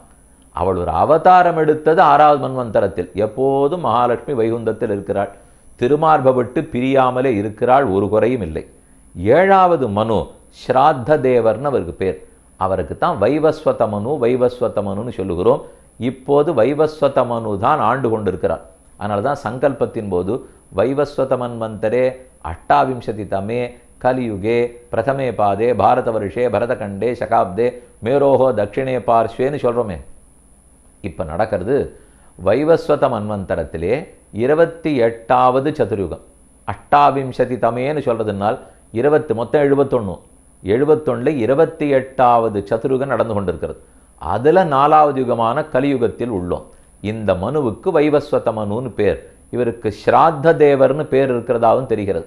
அந்த ஸ்ராத்த தேவர் தெற்கு திசையிலே பாண்டிய தேசத்திலே வைகைக்கரையில் நீராடி கொண்டிருந்த போது அதிலே மீன் தோன்றிற்று.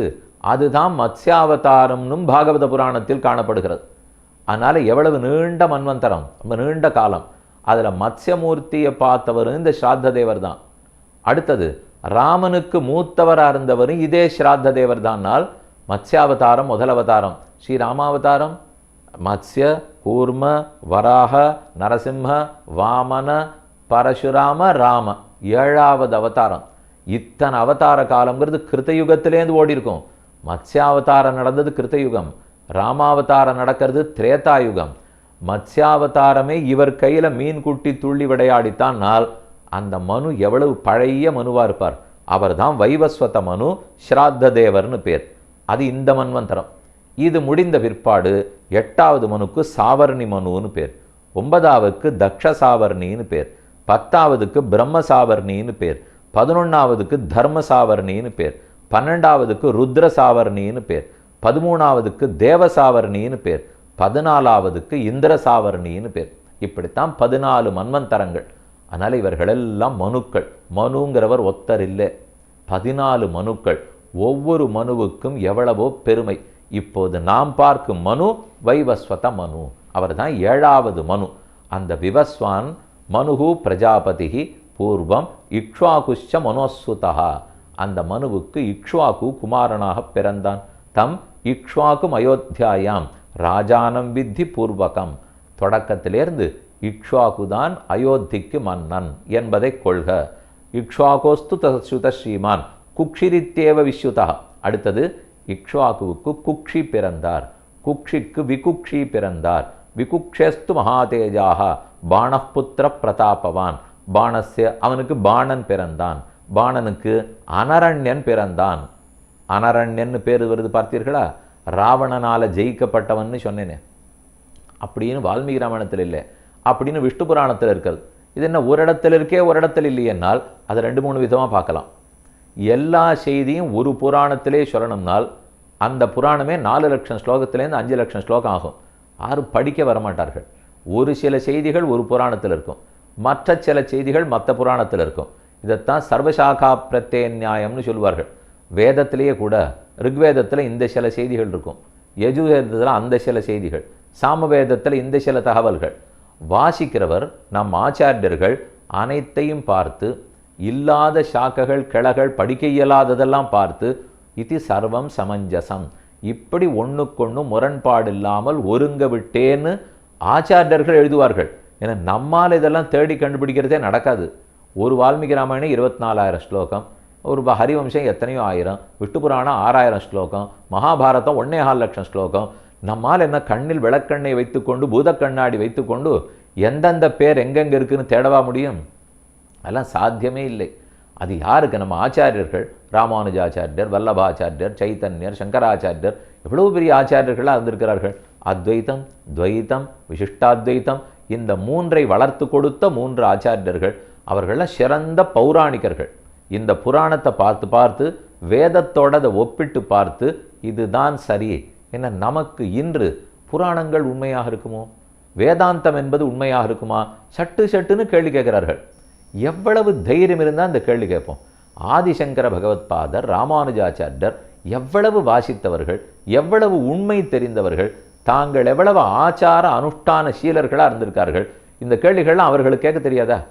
இன்னைக்கு நமக்கு ஊடகம் கையில் இருக்கிறதுங்கிறதுக்காக என்னவனா கேள்வி கேட்கறதுனால் அப்போ என்ன அவர்களுக்கு தெரியாத கேள்வியாக நம்ம கேட்டுவிட போகிறோம்? அதெல்லாம் அவர்கள்லாம் நல்லவர்கள் தான், ஆனால் ஒன்றும் புரியாதவர்கள்னுடுவா. புரியாதவர்களையா பகவான் அனுப்பி வைப்பார்? ஆச்சாரியர்கள் அனுப்பிச்சிருக்காருனால் மயக்கமே இல்லாதவர்கள்.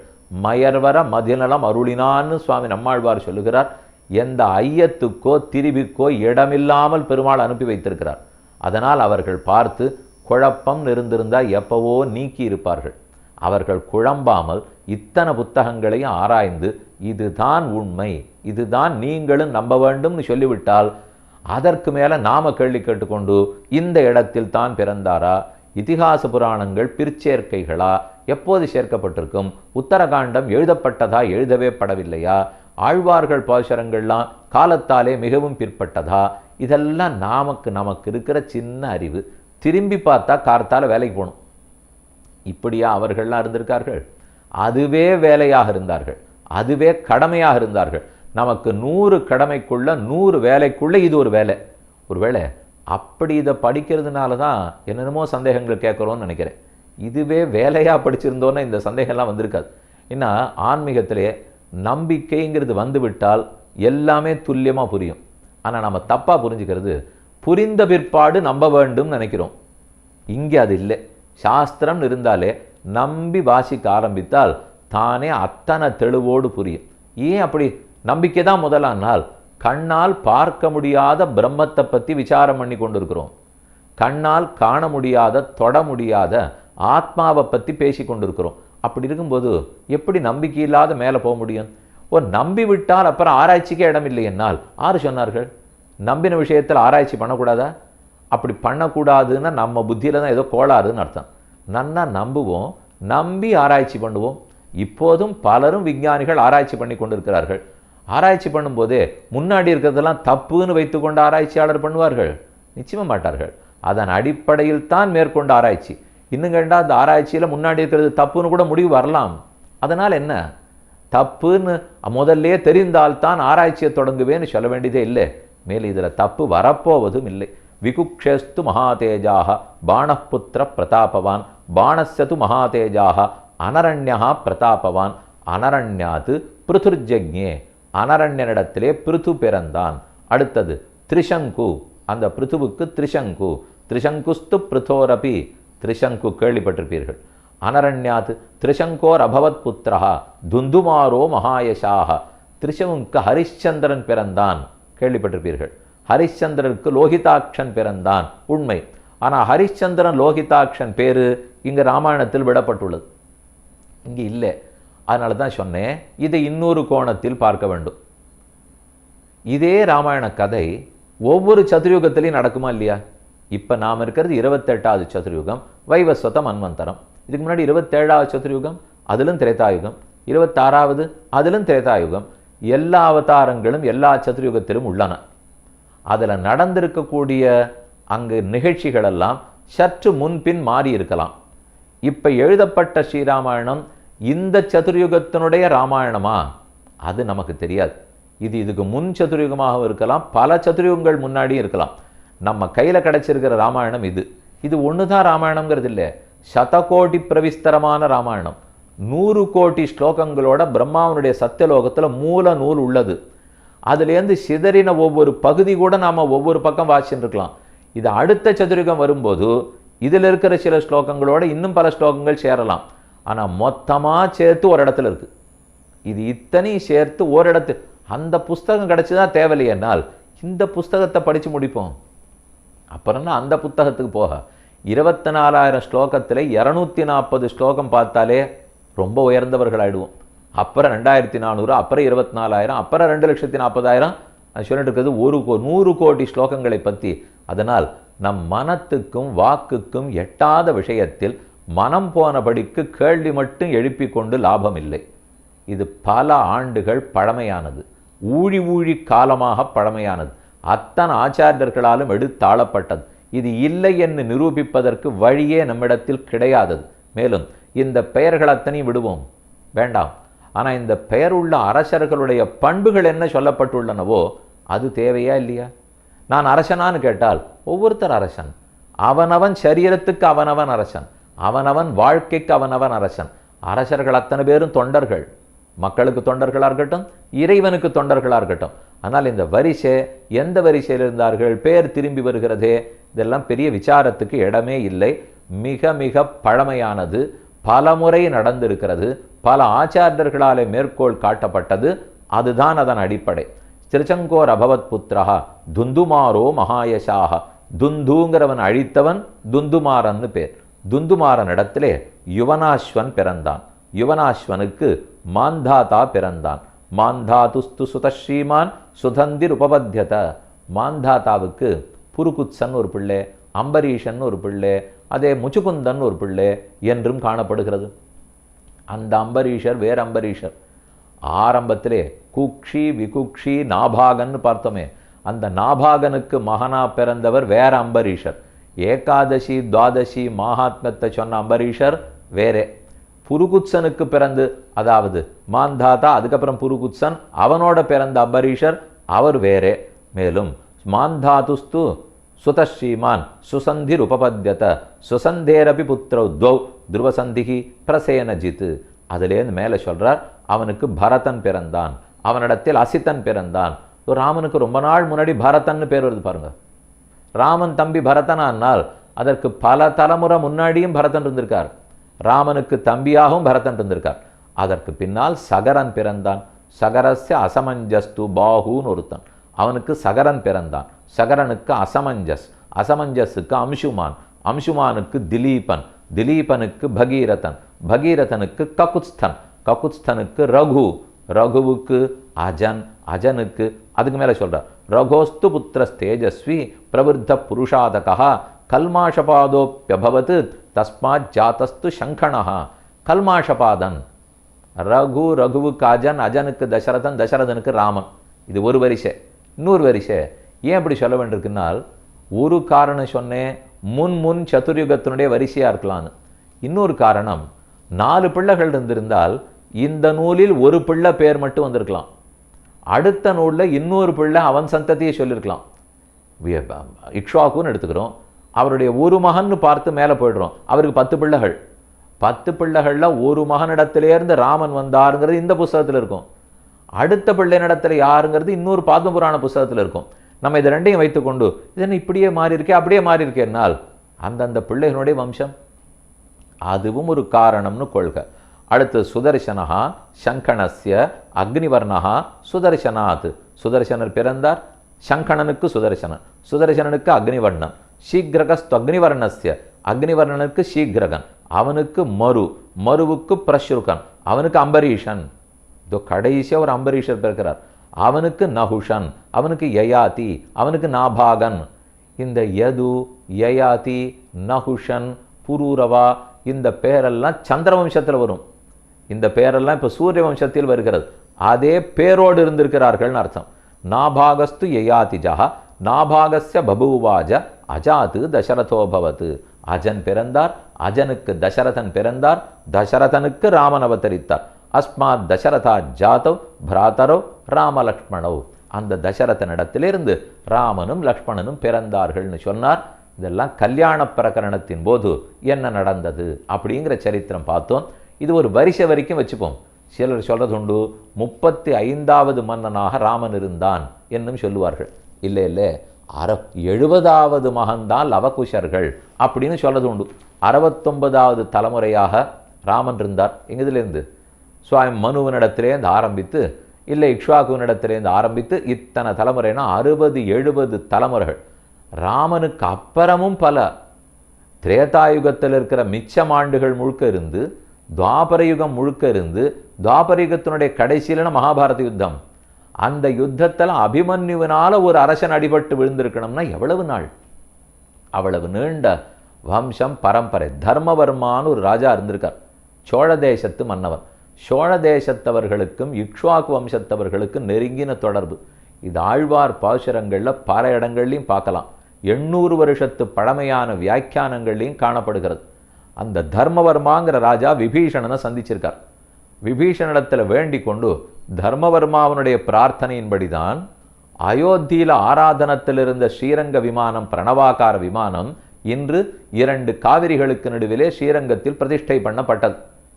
இக்ஷ்வாக்கு தான் ஆரம்ப காலத்தில் அயோத்தியில் பிரதிஷ்டை பண்ணார். பிரம்மாவனுடைய சத்தியலோகத்துக்கு இக்ஷ்வாக்கு சென்றார். அங்கே இருக்கிற அந்த விமானத்தை சேவித்தார். அங்கேயும் பெரிய பெருமாள் ஜெகநாதன் நாராயணன்கிற பேரோடே இதே பெரிய பெருமாள் அங்கே சயனித்து கொண்டிருந்தார். அவர்கிட்ட கேட்டு, நான் கீழோகத்தில் பிரதிஷ்டை பண்ணி கொள்ளுகிறேன்னு பிரணவாகார விமானத்தோடு இக்ஷ்வாக்கு தான் கீழோகத்து கொண்டார். அதனால் தேவ பிரதிஷ்டை, ஊர் பிரதிஷ்டை, ஒரு பெரிய அரசாங்கத்தை தொடங்கி வைத்தல், நிறைய ராஜ பரம்பரைக்கே முதல்வனாக விளங்குதல், இந்த பெருமையெல்லாம் இக்ஷ்வாக்கு மன்னனை பார்த்து தெரிந்து கொள்ள வேண்டும். மனுவனுடைய குமாரர் வைவஸ்வத மனுவனுடைய மூத்த பிள்ளை இக்ஷ்வாக்கு. அவருக்கு அப்புறம்தான் மற்றவர்கள்லாம் பிறந்தார்கள். அதனாலே இப்படி முதல்லேருந்து கடைசி வரைக்கும் எத்தனையோ தொடர்பு. பாண்டி மன்னர்களோட தொடர்பு, சேர மன்னர்களோட தொடர்பு, சந்திர வம்சத்தோட தொடர்பு, எத்தனையோ. அதை போல பார்த்தா தர்மவர்மான சோழ தேசத்து மன்னவன். அந்த மன்னவன் இக்ஷ்வாக்கு வம்சத்தவர்களோட தொடர்பு கொண்டு அவர்களோட பெண் கொடுக்கல் வாங்கல் வரைக்கும் வைத்து கொண்டு அவர்களுக்கு பலது இங்கே செய்து இவன் பிரதிநிதியாக அவர்கள் அங்கிருந்து இப்படியெல்லாம் வடக்குக்கும் தெற்குக்கும் நெருங்கின தொடர்பு இருந்திருக்கிறது. ஏன் சொல்கிறேன்னால், ஆழ்வார்கள் இத்தனை தூரம் ராமனை பற்றி பாடியிருக்கார்களே, கண்ணனை பற்றி பாடியிருக்கார்களேனால் அவர்கள் ஒன்றும் வடநாட்டு கடவுள் இல்லை. ராமனாக இருக்கட்டும் கண்ணனாக இருக்கட்டும், இதோ கர்நாடகத்துக்கு கண்ணன் வந்திருக்கார். மேல்கோட்டை திருநாராயணபுரத்தில் வந்து பிரதிஷ்டையே பண்ணார். அந்த பெருமாள் இருந்ததே வடநாட்டிலே, அங்கிருந்து இங்கே வந்திருக்கார். ராமன் ராமேஸ்வர கரையிலிருந்து தான் லங்கை வரைக்கும் புறப்பட்டே போயிருக்கார். அதனால தான் தமிழகத்தில் இத்தனை ராமர் கோவில்கள். அதனால் இந்த பாரதம்ங்கிற தேசம் ஒரே தேசம். ஆசேத்து ஹிமாச்சலம்னு சொல்லுவோம். இன்று நாம் பார்க்குற எல்லைக்கோடுக்குட்பட்ட தேசம் அல்ல. எங்கோ பாரசீகம், இன்னைக்கு இருக்கக்கூடிய பாரசீகத்தினுடைய கிழக்கு பக்கம் ஈரான் ஈராக்கு பக்கத்திலேருந்து ஆரம்பித்து கம்போடியா தேசம் வரைக்கும் அகண்ட பாரதமாகத்தான் இருந்தது. இப்பேற்பட்ட பாரதத்தையும் ராமன் ஆண்டு இருக்கிறார். ஏன் இந்த பாரதம்னு இது மட்டும் இல்லை, ராமராஜ்யம்ங்கிறது ஜகத்துக்கே ராமராஜ்யம். ஒரு லோகம் ஒரு பூமண்டலத்துக்கு இல்லை, 7-14 லோகங்களுக்குமே ராமராஜ்யம்தான். அப்படி பிரம்மா முதல்ல படைக்க ஆரம்பிக்கும் போது தன்னுடைய மகனாக மரீச்சியை படைத்தார். மரீச்சிக்கு கஷ்யபர் பிறந்தார், கஷ்யபனுக்கு விவஸ்வான் பிறந்தார்ங்கிற அளவுக்கு பார்த்தோம். அதை விஷ்ணு புராணம் சொல்லுகிறது. பிரம்மணச்ச தட்சிணாங்குஷ்ட ஜன்மா தக்ஷ பிரஜாபதி தக்ஷஸ்ய அப்யதிதிர் அதிதேகே விவஸ்வான் விவஸ்வதோ மனுகு மனோஹோ இக்ஷ்வாக்கு நிருக திருஷ்ட ஷர்யாதி ஷர்யாதி நரிஷ்யந்தன நாபாக திஷ்டகரூப பிருஷதாக்கியா நவபுத்ரா பபூவுகு. இப்படி 9 பிள்ளைகள் மனுவுக்கு பிறந்தார்கள். இஷ்டிஞ்ச முத்ரா வருணயோகோ மனுகோ புத்திர காமச்சகார. இதே இத்தனை பேருக்கும் மனுவனிடத்திலேருந்து இக்ஷ்வாக்கு இந்த வம்சத்து முழுக்கத்துக்குமே எல்லாத்துக்கும் வசிஷ்டாச்சாரியர் தான் குலகுரு. ஏனெனில் இந்த 10 பேரை படைத்தார் பிரம்மாவனிடத்திலே, மரீச்சி புலகர், புலஸ்தியர் இது போன்றவர்கள் பிறந்தார்கள்னுச்சே வசிஷ்டர் ரொம்ப பிரதானம். பிரம்மாவிடத்திலேருந்து வசிஷ்டர் பிறந்து ஆதி காலத்திலிருந்தே இக்ஷ்வாகு குலம் முழுக்க அந்த அரசர்கள் அனைவருக்கும் வசிஷ்டாச்சாரியர் தான் குலகுருவாக இருந்திருக்கிறார். அது முக்கிய சரித்திரம். ஸ்தோத்திரம். ததஸ்ஸ பகவான் யஸ்ய பிரசாதாத் அகம் அச்சுதஸ்ய பூத பிரஜா சிருஷ்டி கரோந்தகாரி குரோதாச்சருத்ரஹா ஸ்திதிஹேது பூதா யஸ்மாச்ச மத்தியே புருஷ பரஸ்மாத். பிரம்மா படைக்கிறதுக்கு ஆரம்பிக்கிறார். பகவானை பார்த்து ஸ்தோத்திரம் பண்ணி சிறந்த பிறவிகளை, சிறந்த வம்சங்களை படைப்பதற்கு நீர்தான் அனுகிரகிக்க வேண்டும் என்று பிரார்த்தித்து கொண்டு ஆரம்பிக்கிறார். அப்போ முதல்ல படைக்கப்பட்டவர் தான் மரீச்சி. அவரிடத்திலிருந்து தான் கஷ்யபர். க்ஷுதவச்ச மனோரிக்ஷ்வாகு புத்ரோ ஜக்ஞே கிராணதா. மனோரிக்ஷ்வாகு, மனு நீண்ட மூச்சை இழுத்து ஒரு தரம் ஷடார்னு தும்மினார். அப்படி தும்மலின் போது வெளிப்பட்டவர் தான் இக்ஷ்வாகு. தஸ்ய புத்திர சதப்பிரதானாக. இக்ஷ்வாகுவுக்கு 100 பிள்ளைகள் பிறந்தார்கள். அதில் விகுக்ஷி, நிமி, தண்டாக்கியாஸ்திரய புத்திரா பபூவுகு. விகுக்ஷி, நிமி, தண்டன். இந்த தண்டன்னு சொன்னவர் தான் தண்டகர். தண்டகர் பேரால் இருந்தது தான் தண்டகாரண்யம். இப்போ இந்த புஸ்தகத்தில் இருப்பாருங்க. இது விஷ்ணு புராணத்தில் இருக்கிறது தண்டகன்னு வருது. ஆனால் இதே இக்ஷ்வாகுவுக்கு தண்டகன்னு பிறந்தான்னு வால்மீகி ராமாயணத்தில் இல்லைன்னு பார்க்க போகிறோம்னால் இந்த புஸ்தகத்தில் இருக்க அந்த புஸ்தகத்தில் இருக்குன்னால் காலத்தின் நெடுமை, சரித்திரத்தின் பெருமை, ஆட்களின் அதிக எண்ணிக்கை, இது இத்தனை சேர்த்து பார்த்தா எப்படி ஒரு புஸ்தகத்துக்குள்ளே அடங்கும்? அப்படி புஸ்தகத்துக்குள்ளே அடங்கினா நம்மளால் படிக்கக்கூட முடியாது. அதனால் ஒருத்தர் தண்டகன், அவரிடத்திலிருந்து தான் தண்டகாரண்யம். இன்னொருத்தர் விகுக்ஷி, அவரிடத்திலிருந்து தான் மேற்கொண்டு அம்பரீஷர் பிறகு போகிறார். நடுவில் நிமின்னு ஒரு பேர் வருகிறது. இந்த நிமி மகாராஜாவனுடைய வம்சத்தில் பிறந்தது தான் சீரத்வஜன்கிற ஜனகர், மிதிலா தேசம். ஜனகனுடைய மகள் தான் சீதை. அப்படின்னா பல பல தலைமுறைகள் தள்ளி போய் சீதை. ஆரம்பம்னு பார்த்தா எல்லாருக்குமே பிரம்மா தான். அப்படி பார்த்தோம்னால் எல்லாரும் பிரம்மாவினிடத்திலேருந்து பிறந்தவர்கள் தான். இதே இக்ஷ்வாகு வம்சத்திலே நிமியினிடத்திலேருந்து பல தலைமுறைகள் கிடைத்து ஜனகன், சீதை. அதே இக்ஷ்வாகுனிடத்தில் குக்ஷி, விகுக்ஷி, நாபாகன், அம்பரீஷன், அதில் வந்தவர் தான் தசரதன், ராமன் என்றும் கொள்க. சசாதஸ்ய தஸ்ய புரஞ்சயோ நாம புத்திரோபவத்து. இனிமே சசாதர் பிறந்தார். வரிசையில் ஒவ்வொரு அரசனை பற்றி சொல்கிறேன். அதுக்கு ஒருத்தர் புரஞ்சயன்னு பிறந்தார். இந்த புரஞ்சயனுக்கு நிறைய பேர். தேவவாகனன், இந்திரவாகனன்னு ஒரு பேர், புரஞ்சயன்னு ஒரு பேர், ககுத்ஸ்தன்னு ஒரு பேர். தேவர்களுக்கும் அசுரர்களுக்கும் யுத்தம். புரஞ்சயோ நாம ராஜரிஷேகே சசாதஸ்ய தனயா க்ஷத்ரியவரः யஸ்தஸ்ய ஷரீரே அகமம்சேன ஸ்வயமேவ அவதீர்ய தான் அசேஷான் அனசுரான் நிகனிஷ்யாமி தத் பவத்பிஹி புரஞ்சயः அசுரவதார்த்த முத்யோகம் காரியதாமிதி. பகவானே அசரீரி வாக்கியத்தில் சொல்கிறார். அசுரர்களெல்லாம் பெருத்து போய்விட்டார்கள்.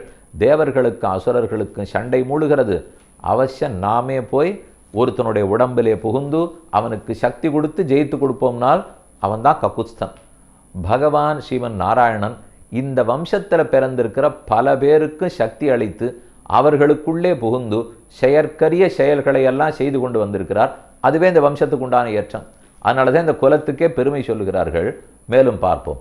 சாஸ்வதஸ்ய புரீம் சாபஸ்தீம் நிவேசயாமாச ககுதி ஸ்திதா ரோஷசமன்விதா அதிரோஷசமன்விதா பகவதச்சராச்சர குரோச்சுதஸ்ய தேதசாப்யாயிதா சதக்ரதோஹோ விருஷபரூபதாரிணா.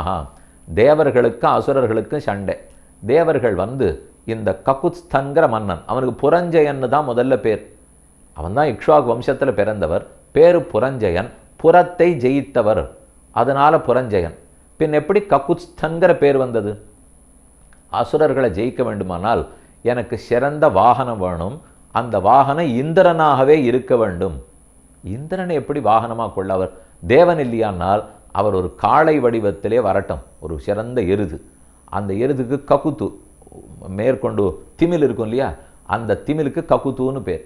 அந்த ககுத்தில் நான் அமர்ந்து கொண்டு காளையே வாகனமாக கொண்டு சண்டையிடுகிறேன்.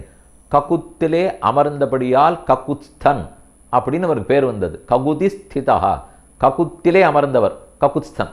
ககுத்ஸ்த வம்சத்தில் ராமன் பிறக்கவே காகுத்ஸ்தங்கிற பேர் வந்தது. கஸ்யாபி சாந்திரஹ யுவனாஸ்வஹ ககுத்ஸ்தாப்யனேனாஹ புத்ரோ பவத் பிருதுஹு அனேன சஹ பிருதோர் விஷ்டராச்ச அவர்களுக்கு ஷாபஸ்தன் ஒருத்தர் பிறந்தார். ஷாபஸ்தா புரீம் ஷாபஸ்தீம் நிவேசயாமாச. ஸ்ரவஸ்தன்னு பேர் சொல்லுவா, இல்லை ஷபஸ்தன்னு பேர் சொல்லுவா. ஷாபஸ்தின்னு ஒரு நகரம், இன்னைக்கு அந்த நகரம் இருக்கு. இதோ விஷ்ணு புராணத்தில் சொல்லப்பட்டிருக்கு. ஷாபஸ்திங்கிற நகரத்தை ஸ்தாபித்தான் இந்த மன்னன் இருக்கு. இன்னைக்கு இருக்கிற ஊருக்கு ஸ்ராவஸ்தின்னு பேர். என்ன வேணா தட்டி பாருங்க. இப்போ எல்லாமே ஊர் பெயர்கள்லாம் பார்க்கணும்னா கையில் வைத்து கொண்டு தட்டி பார்க்குறோமா, ஸ்ராவஸ்தி போட்டு பாருங்க, எல்லாத்த பற்றியும் விஷயம் வரும். அயோத்திக்கு சுமார் 70 மைல் வடக்க நேர போனீர்கள்னால் ஸ்ராவஸ்திங்கிற நகரம் இருக்குது. இது ராமனுக்கு பல பிறவிகள் முன்னால், பல தலைமுறைகள் முன்னால் ஷாபஸ்தன்கிறவன் ஏற்படுத்தினது ஸ்ராவஸ்தி. இதே லவகுஷர்களை விட்டு ராமன் நாட்டை ஆளச் சொல்ல போகிறார். அவர்கள் இந்த ஸ்ராவஸ்தியை தலைநகராக கொண்டு எதெல்லாம் அயோத்திக்கு வடக்கு இருக்கோ அதெல்லாம் ஸ்ராவஸ்தி தலைநகரமாக கொண்டு ஆனார்கள். அதுபோல் கௌஷாம்ப தேசம், குஷாம்பி கேள்விப்பட்டிருப்பீர்கள், வைசாலி கேள்விப்பட்டிருப்பீர்கள். மேற்கொண்டு பார்ப்போம். இன்னைக்கு இருக்கிற அந்த நகரம் எல்லாம் இவர்களாலே ஸ்தாபிக்கப்பட்ட நகரம். ஷாவஸ்தஸ்ய பிருகஸ்த்வஷா தஸ்யாபி குவலயாஸ்வா யோசௌ தசங்கஸ்ய மகர்ஷேகே அபகாரிணம் துந்துநாம அசுரம் வைஷ்ணவேன தேஜசா அப்பியாயிதா. அவன்தான் துந்துங்கிற அசுரனை அழித்தார். அதனால துந்துமாரன்கிற பேர் வந்தது. ஷாவஸ்தி, அதுக்கப்புறம் துந்துமாரன், மேலும் திருடாகா அஸ்வச்சந்திராகா அஸ்வகபிலாவாஸ்ய திரையா கேவலம் சேஷிதா. அதுக்கப்புறம் யுவனாஸ்வன்கிற மன்னன் பிறக்கிறார். ததச்ச கிருதாஸ்வா தஸ்மாச்ச பிரசேனஜித்தோ யுவனாஸ்வோபூத். யுவனாஸ்வனுடைய சரித்திரம் என்னன்னு பார்ப்போம். யுவனாஸ்வனிடத்திலிருந்து தான் மாந்தாதா பிறக்கிறார். யுவனாஸ்வனுக்கு ரொம்ப நாட்களாக புத்திரப்பேறு இல்லை. அதனால் அவருக்கு வருத்தம். ஏதாவது யாக யஜ்யம் பண்ணாவது பேர் கிடைக்குமா? சரி, ரிஷிகள் எல்லாம் கூடினார்கள், யஜ்யத்துக்கு ஏற்பாடு பண்ணிட்டா. புத்திரகாமேஷ்டி நடக்கிறது, முடிஞ்சு நன்னா குழந்தை பிறக்கணும். அதுக்கு யாகத்திலே தூய தீர்த்தம் வைத்திருந்தார்கள். அந்த தீர்த்தம் இருக்கிற தண்ணீர், இவனுக்கு தாகம், என்ன செய்வதுன்னு ராத்திரி வேளையில் தெரியல. ரித்திக்குகள் எல்லாம் அருகே படுத்து உறங்கி இருந்தனர். கலசத்தில் இருந்த தீர்த்தத்தை எடுத்து இவனே குடித்து விட்டான். யுவனாஸ்வன் குடித்தான். அவர்கள் கார்த்தால் எழுந்து பார்க்கறச்சே, இந்த தீர்த்தம் கர்ப்பத்தை உண்டாக்கக்கூடிய சக்தி படைத்ததாயிற்றே, இந்த மன்னவன் குடித்து விட்டானே, வேறு வழியில்லாமல் இவன் வயிறு தரிப்பான், கர்ப்பம் தரிப்பானேன்னு பேசிட்டே இருக்கிறச்சே கிடுகிடுன்னு தர்மம் தரித்தான். தச்ச கலச ஜலம் அபரிமேய மாஹாத்மியம் அந்தரபூதம் பபவ் பிரதுத்வாச்ச ரிஷயா பப்ரச்சு கேனைதன் மந்திரபூதம் வாரி பீதம் அத்ரஹி பீதே ராஜ்ஞோ யுவனாஸ்வஸ்ய பத்னி மகாபல பராக்கிரமம் புத்திரம் ஜனயிஷ்யதி இத்தியாகரண்ய ச ராஜா அஜானதா மயா பீதமித்யாக. உன் மனைவி குடித்து அவளுக்கு சிறந்த மகன் பிறந்திருக்க வேண்டும், நீ குடித்து விட்டாயானா? ஆமா, அப்படிதான் செய்தேன். கர்ப்பஸ்ய யுவனாஸ்வஸ்ய உதரே அபவத் கிரமேண ச வவ்ருதே பிராப்த சமயஸ்ச தட்சிணாங்குஷ்டேன குக்ஷிம் அவனிபதேர் நிர்பித்ய ச நிச்சகாம. அந்த சமயம் கிடுகிடுன்னு வயிறு வளர்ந்தது. சரியான காலம் வந்த உடனே அது தன் வயிற்றை கீறிக்கொண்டு, யுவனாஸ்வனுடைய வயிற்றை கீறிக்கொண்டு தன் கால் கட்ட விரலாலே அந்த குழந்தை வயிற்றை கீறி வெளியில் வந்து பிறந்தது. யார் குழந்தைக்கு பால் கொடுக்க? அதுக்காக சோறு ஊட்டுவார்கள். நல்ல வேளை இந்திரனே வந்து மாம் தாஸ்யதி, அவனுடைய மோதிர விரலை கொடுத்து இதிலிருந்து பால் போன்ற அமுதம் சுரக்கும், குழந்தாய் குடி அப்படின்னு சொல்ல மாந்தாத்தா குடித்தான். எப்பேற்பட்ட அரசனாயிட்டான் தெரியுமா? ததஸ்து மாந்தாத்தா சக்கரவர்த்தி மாம் தாஸ்யதி, என்னை குடி, நான் கொடுக்கும் பாலை பருகுன்னு இந்திரன் சொன்னதுனாலே மாந்தாத்தா அப்படின்னு அவருக்கு பேர் வந்தது. பெரிய அரசன். ததஸ்து மாந்தாத்தா சக்கரவர்த்தி சப்தத்வீபாம் மகீம் புபுஜே யாவத் சூர்ய உதேத்யஸ்தம் யாவச்ச பிரதிதிஷ்டதி சர்வம் தத் யௌவனாஸ்வஸ்ய மாந்தாத்து க்ஷேத்திரமுச்சதே. மாந்தாத்தாவனுடைய க்ஷேத்திரம்தான் கிழக்கே சூரியன் உதித்து மேற்கே சூரியன் அஸ்தமிக்கும் வரை அனைத்தும் அவனால் ஆளப்பட்டது. யாவத் சூரிய உதேத்யஸ்தம், சூரியன் எங்கு உதிப்பாரோ சூரியன் எங்கு அஸ்தமிப்பாரோ யாவச்ச பிரதிதிஷ்டதி சர்வம் தத் யௌவனாஸ்வஸ்ய மாந்தாத்து க்ஷேத்திரமுச்சதே. அது அத்தனையும் மாந்தாத்தாவனுடைய க்ஷேத்திரம் என்று கொண்டாடப்படுகிறது. மாந்தாத்தாவுக்கு புருகுத்சம் அம்பரீஷம் முச்சுகுந்தஞ்ச தஸ்யாம் புத்திரத்ரயம் உத்பாதயாமாச. அவனுக்கு மூத்தவன் புருகுத்சங்கிற பிள்ளை, அடுத்தவன் அம்பரீஷங்கிற பிள்ளை, மூணாவது முச்சுகுந்தன்கிற பிள்ளை. புருகுத்சனுக்கும் நர்மதா தேவிக்கும் கல்யாணம் ஆச்சு. அதாவது அந்த நாளில் கந்தர்வர்கள் 6 கோடி கந்தர்வர்கள் கீழுலகத்தை ஆக்கிரமித்து கொண்டு நாகர்களை எல்லாம் அழிக்கத் தொடங்கினார்கள். நாகர்கள் எல்லாம் புருகுத்சனிடத்திலே வந்து, நீ தான் சிறந்த க்ஷத்திரிய ராஜாவா இருக்கே, 6 வலியவர்களோ அவர்கள் எளியவர்களை நலியக்கூடாது. இதுதான் அரசனுக்கு வேண்டிய முக்கிய கடமை. வலியவர்களா இருக்கிறவர்கள் எளியவர்களை நலிந்து விடக்கூடாது. எளியவர்களா இருக்கோங்கிறதுக்காகவே நாங்கள் எளியவர்கள்னு சொல்லியே வலியவர்களை இல்லாமாக்கிடவும் கூடாது. அனைவரையும் சமத்துவத்தோட பாவிக்க வேண்டும். நாங்கள்லாம் நாகர்கள், எளியவர்கள், கந்தர்வர்கள் எங்களுக்கு துன்பம் கொடுக்கிறார்னு சொல்லி புருகுத்ச மன்னன் நர்மதா தேவியை கல்யாணம் பண்ணிட்டார்.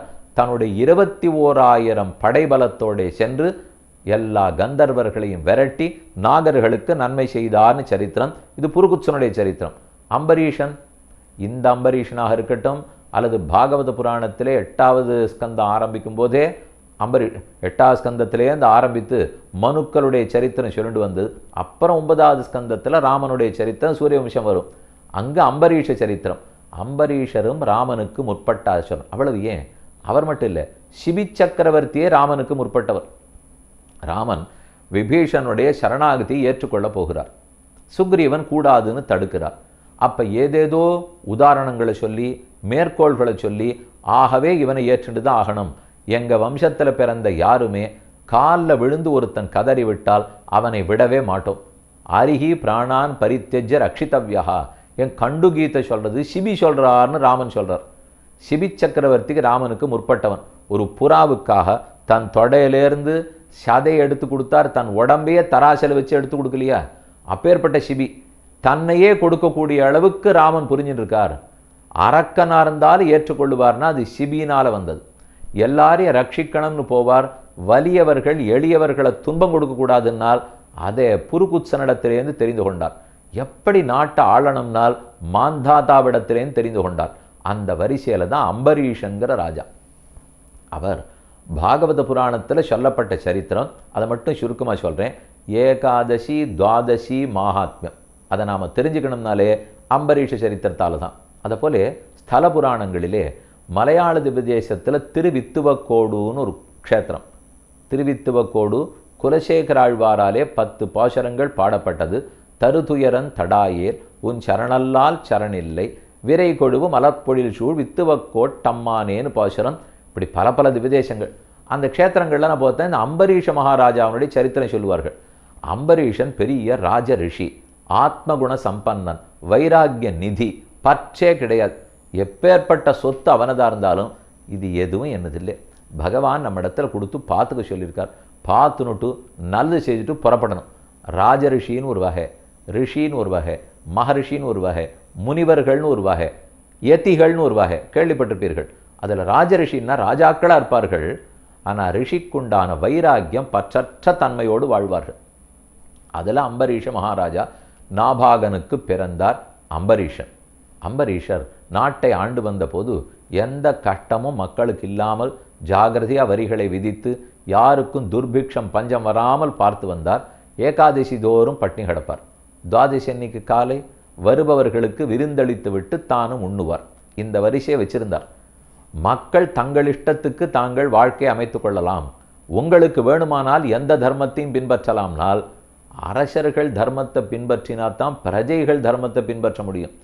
அரசர்களுக்கு அதெல்லாம் ஒன்றுமே கிடையாது, பிரஜைகள் இஷ்டப்படி வாழ்ந்து கொள்ளலாம்னால் பின்பற்ற மாட்டார்கள். அரசர்கள் முன்னோடிகளாக இருக்க வேண்டும். அவர்கள் தர்ம மார்க்கத்தில் வாழணும். நீங்களும் தர்மத்தின்படி வாழுங்கள்னு சொல்லணும். அப்போ தான் நமக்கு வாழணும்னே தோணும். நம்மளா வாழக்கூடாதன்னால் அது அப்படி நடந்துடுமா? அரசாங்கமும் மற்றுமுண்டான ஆன்மீகனும் சேர்ந்து தான் போயிருக்கு. நம்ம பிரித்து பார்க்கணும்னு நினைக்கலாம், உண்மைதான். ஆனால் இதோ இத்தனை ராஜாக்கள், இவர்களை பற்றி எதுக்கு புராணத்தில் சொல்லணும்? இவர்கள்லாம் ராஜாக்கள் தானே. இன்னைக்கு ஒருத்தர் புராணம் எழுதுகிறார்னால் நாட்டை ஆள்பவரை பற்றி யாரான எழுதுவார்களா? ஏன்னால் ஆன்மீகத்துக்கு அவர்களுக்கு எவ்வளோ தூரம் சம்பந்தம் இருக்க போகிறது? இருக்காது. அதனால் எழுத மாட்டார்கள். அவர்களும் விரும்ப போகிறதில்லை, இவர்களும் எழுத போகிறதில்லை. ஆனால் ஒரு புராணம்னு எடுக்கும்போதே இத்தனை பேரும் அரசர்கள். இதில் யாராவது வசிஷ்டாச்சாரியரை பற்றி எத்தனை ஸ்லோகம் இருக்க போகிறது? விஸ்வாமித்திரரை பற்றி எத்தனை ஸ்லோகம் இருக்கும்? அதே ரகுவை பற்றியும் திலீபனை பற்றியும் எத்தனை ஸ்லோகம் இருக்கும்? ஒரு 5000 ஸ்லோகம் ரகு மகாராஜாவை பற்றி இருந்தால் 50 ஸ்லோகம் வசிஷ்டரை பற்றி இருக்கும். வசிஷ்டர் தானே பெரிய ரிஷி, பிரம்ம ரிஷி. ஆனால் அவரை பற்றி 50 தானேனால் அரசியல் ஆன்மீகம் ரெண்டு சேர்ந்து தான் இருந்தது. அரசியலில் இருக்கிற அரசர்கள் அத்தனை பேரும் ஆன்மீகவாதிகளாய் வளர்த்து கொண்டு தான் வந்தார்கள். இல்லைன்னா மொழி வளராதே. சம்ஸ்கிருதம் வளரணும்னாலும் தமிழ் வளரணும்னாலும் வழி. இந்த மொழி பொருளாதார ரீதியாக தமிழில் இனிமே என்ன பாடம் படிக்க போகிறோம்? அது ஏதோ அடிப்படை கல்வின்னு சொல்லலாமே தவிர தமிழ்ங்கிறது மொழி பாடமாக மட்டும்தான் இருக்குது. விஞ்ஞானத்தை தமிழில் படிக்க போகிறோமா? இல்லை கணக்கு பாடத்தை தமிழில் படிப்போமா? பொருளாதாரத்தை தமிழில் படிக்கிறோமா? இல்லை, தமிழைத்தான் தமிழில் படிப்போம். அதை தமிழில் படிக்கணும்னா இலக்கியம் ஒன்று தான் வழி. இலக்கியம்னா அந்த நாள்லேருந்து இருக்கிறது ஆன்மீக இலக்கியம்தான். அதுதான் இருக்கிறது. எத்தனை தூரம் இயற்கையை வர்ணிக்கக்கூடிய இலக்கியம்னு எத்தனை தேடினாலும் கிடைக்காது. அது இந்த ஆன்மீக பாடல்களுக்குள்ளே அந்த திவ்ய கஷேத்திரங்கள்ல இருக்கிற இயற்கையை வேணும்னா வர்ணிப்பார்களே தவிர இயற்கை வர்ணனைக்கு மட்டுமேனு பாட்டு கிடைக்குமா? ஐந்திணைகள்னு சொல்லுகிறோம். குறிஞ்சி, முல்லை, மருதம், நெய்தல், பாலை. இதை பற்றி நிறையா இருக்கிறது. வள்ளுவனார் திருக்குறள் காலத்திலேருந்து ஆரம்பித்து எப்பவோ இருக்கக்கூடிய தொல்காப்பிய காலத்திலேருந்து இலக்கணம் வகுத்தவர்கள்னால் அந்த இலக்கணத்திலையும் ஆன்மீகம்தான் இருக்குது. சிலப்பதிகாரம் வந்து ஆன்மீகம்தான், கம்பராயணம் வந்து ஆன்மீகம்தான், திரிகடுகமோ, இன்னா 40, இனியவை 40 எதுவாக இருந்தாலும் ஆன்மீகம் கலந்தே தான் இருக்கிறது. என்னால் அது கலவாமல் இலக்கியம்னு ஒன்று இல்லை. இன்னைக்கு ஆன்மீகத்தை பற்றியே பேசாமல் தமிழ் வளர்க்க வேண்டும்னால் எப்படி வளரும்? பள்ளிக்கூடத்தில் இல்லை. பள்ளிக்கூடத்தில் இருக்கேனால் மொழியாக மட்டும் இருக்கிறது. அப்படி இருந்தால் போராது. வீட்டில் கூட பேச மாட்டோம். பள்ளிக்கூடத்துக்கு போனால் வேற மொழி பேசணும், வீட்டில் வந்தால் வேற பேசணும்னா குழந்தை குழம்பி போகும். இதுதான் முதல்ல ஆகும். அதனாலே ஆன்மீகத்தை வளர்க்கிறது தான் மொழியை வளர்க்கறதுக்கு வழின்னு உண்மையாக புரிந்து கொண்டிருந்தவர்கள் அன்று. இன்றும் புரிகிறது. ஆனால் எப்படி செய்வதுன்னு தெரியாமல் தவித்து கொண்டு இருக்கிறோம். ஆனால் உண்மையை ஒத்துக்கொண்டு தான் ஆக வேண்டும். ஏன்னா இத்தனை ஸ்லோகங்களும் அரசர்களை பற்றினது. இவர்கள் ஆன்மீகவாதிகளா? ஆனால் இவர்கள் எல்லாரும் தர்மத்தின் வழி நடந்து ஆன்மீகத்தை வளர்த்திருக்கிறார்கள். இல்லைன்னா எந்த காவியத்தையும் எடுத்துங்களேன், அரசர்களை பற்றி தான் காவியமே இருக்கும். இந்த நாளில் முடியுமானால் முடியாது. மேலும் பார்ப்போம். யாவத் சூர்ய உதயசேதி அம்பரீஷ மகாராஜா. அதைத்தானே கதை சொல்லி கொண்டிருந்தேன். அம்பரீஷர் ஏகாதசி தோறும் பட்னி இருந்தார், துவாதசி செய்து கொண்டிருந்தார். அவர் சிறந்த பக்தராக இருக்கவே பகவான் ஸ்ரீமன் நாராயணன் தன்னுடைய சக்கராயுதத்தை அவருக்கு காவலாக விட்டு வச்சிருந்தார். ஒரு ஏகாதசி பட்னி முடிஞ்சது. துவாதசி அன்னைக்கு காலையில் பாரணம் பண்ணியாகணும். 8:15 9 மணிக்குள்ளே பண்ணிடுவார். அது அந்தந்த துவாதசி கணக்கின்படின்னு வச்சுங்க. இப்போ ஹரிவாசனம் ஒன்று போடுவா, ஏகாதசி எது வரைக்கும் தள்ளும், துவாதசி எப்போ பாரணம் பண்ண வேண்டும்லாம் பஞ்சாங்கத்தில் பார்க்கணும். அன்று துர்வாசர் அன்னைக்கு காலையில் வந்து நான் போய் நீராடி விட்டு வருகிறேன், இரு நான் சாப்பிட்ட பிற்பாடு நீ சாப்பிடலான்னு சொல்லிட்டு போனார். 8 ஆச்சு, 8:30 ஆச்சு, 8:45 ஆச்சு, காணும். மன்னவனுக்கு பதற்றம். ஏகாதசி விரதத்தை முடிக்கணுமே, இவர் வரவில்லை என்றால் நாம் சாப்பிட முடியாது.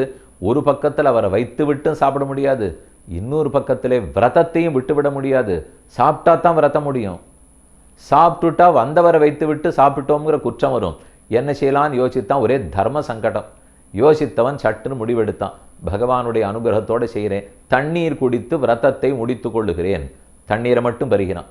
தண்ணீர் குடித்தா விருந்தாளியை வச்சுட்டு சாப்பிட்ட குற்றம் வராது. ஆனால் தண்ணீர் குடிச்சிட்டாலும் ஏகாதசி விரதத்தை முடித்ததாகும். இதை புரிந்து கொண்டு மன்னன் தண்ணீர் குடித்தான். துர்வாசர் வந்தார். அவர் உண்மையை புரிஞ்சுட்டார். தன் யோக சக்தியாலே இந்த மன்னன் தப்பா தண்ணீர் குடிச்சிருக்கான்னு தெரிந்து கொண்டார். பிடி சாபம்னு கையை தூக்கினார். சக்கராயுதம் பார்த்தது, வந்தது கோபம். அது எப்படி என் பக்தனை நீ சாபம் போடுவே என்றவரை துரச்சிச்சு. அவர் நேர கைலாசத்துக்கு போனார். சிவபெருமானே என்னை காப்பாற்றணும்னார்.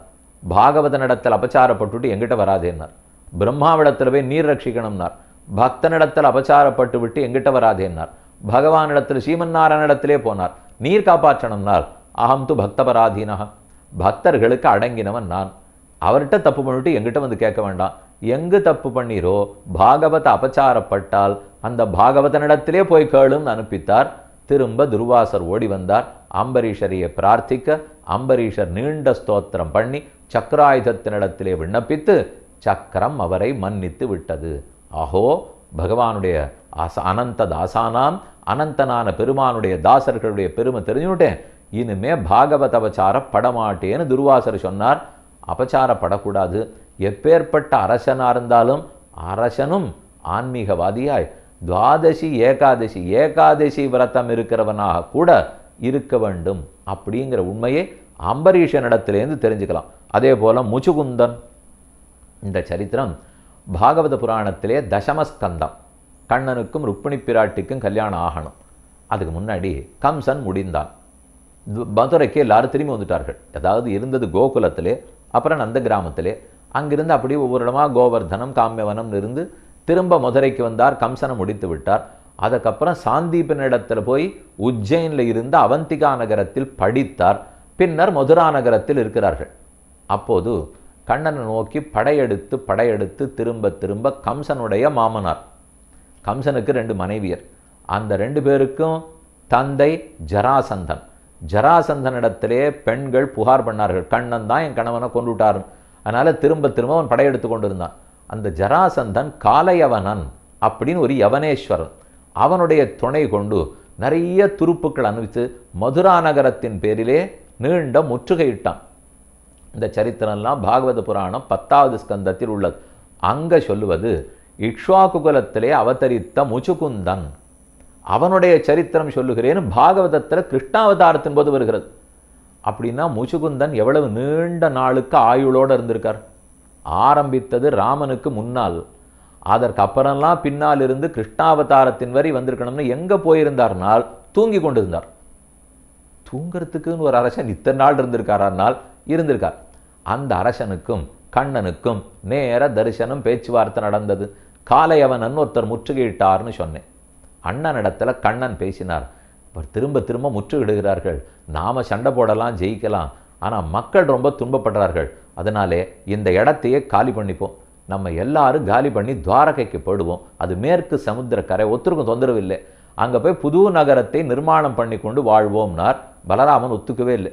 கண்ணன் உன்னை பண்ணுன்னா அவர் வேண்டான்னுவர், இவர் வேண்டானா அவர் வேணும்னுவர். இது தெரியும் கண்ணனுக்கும்.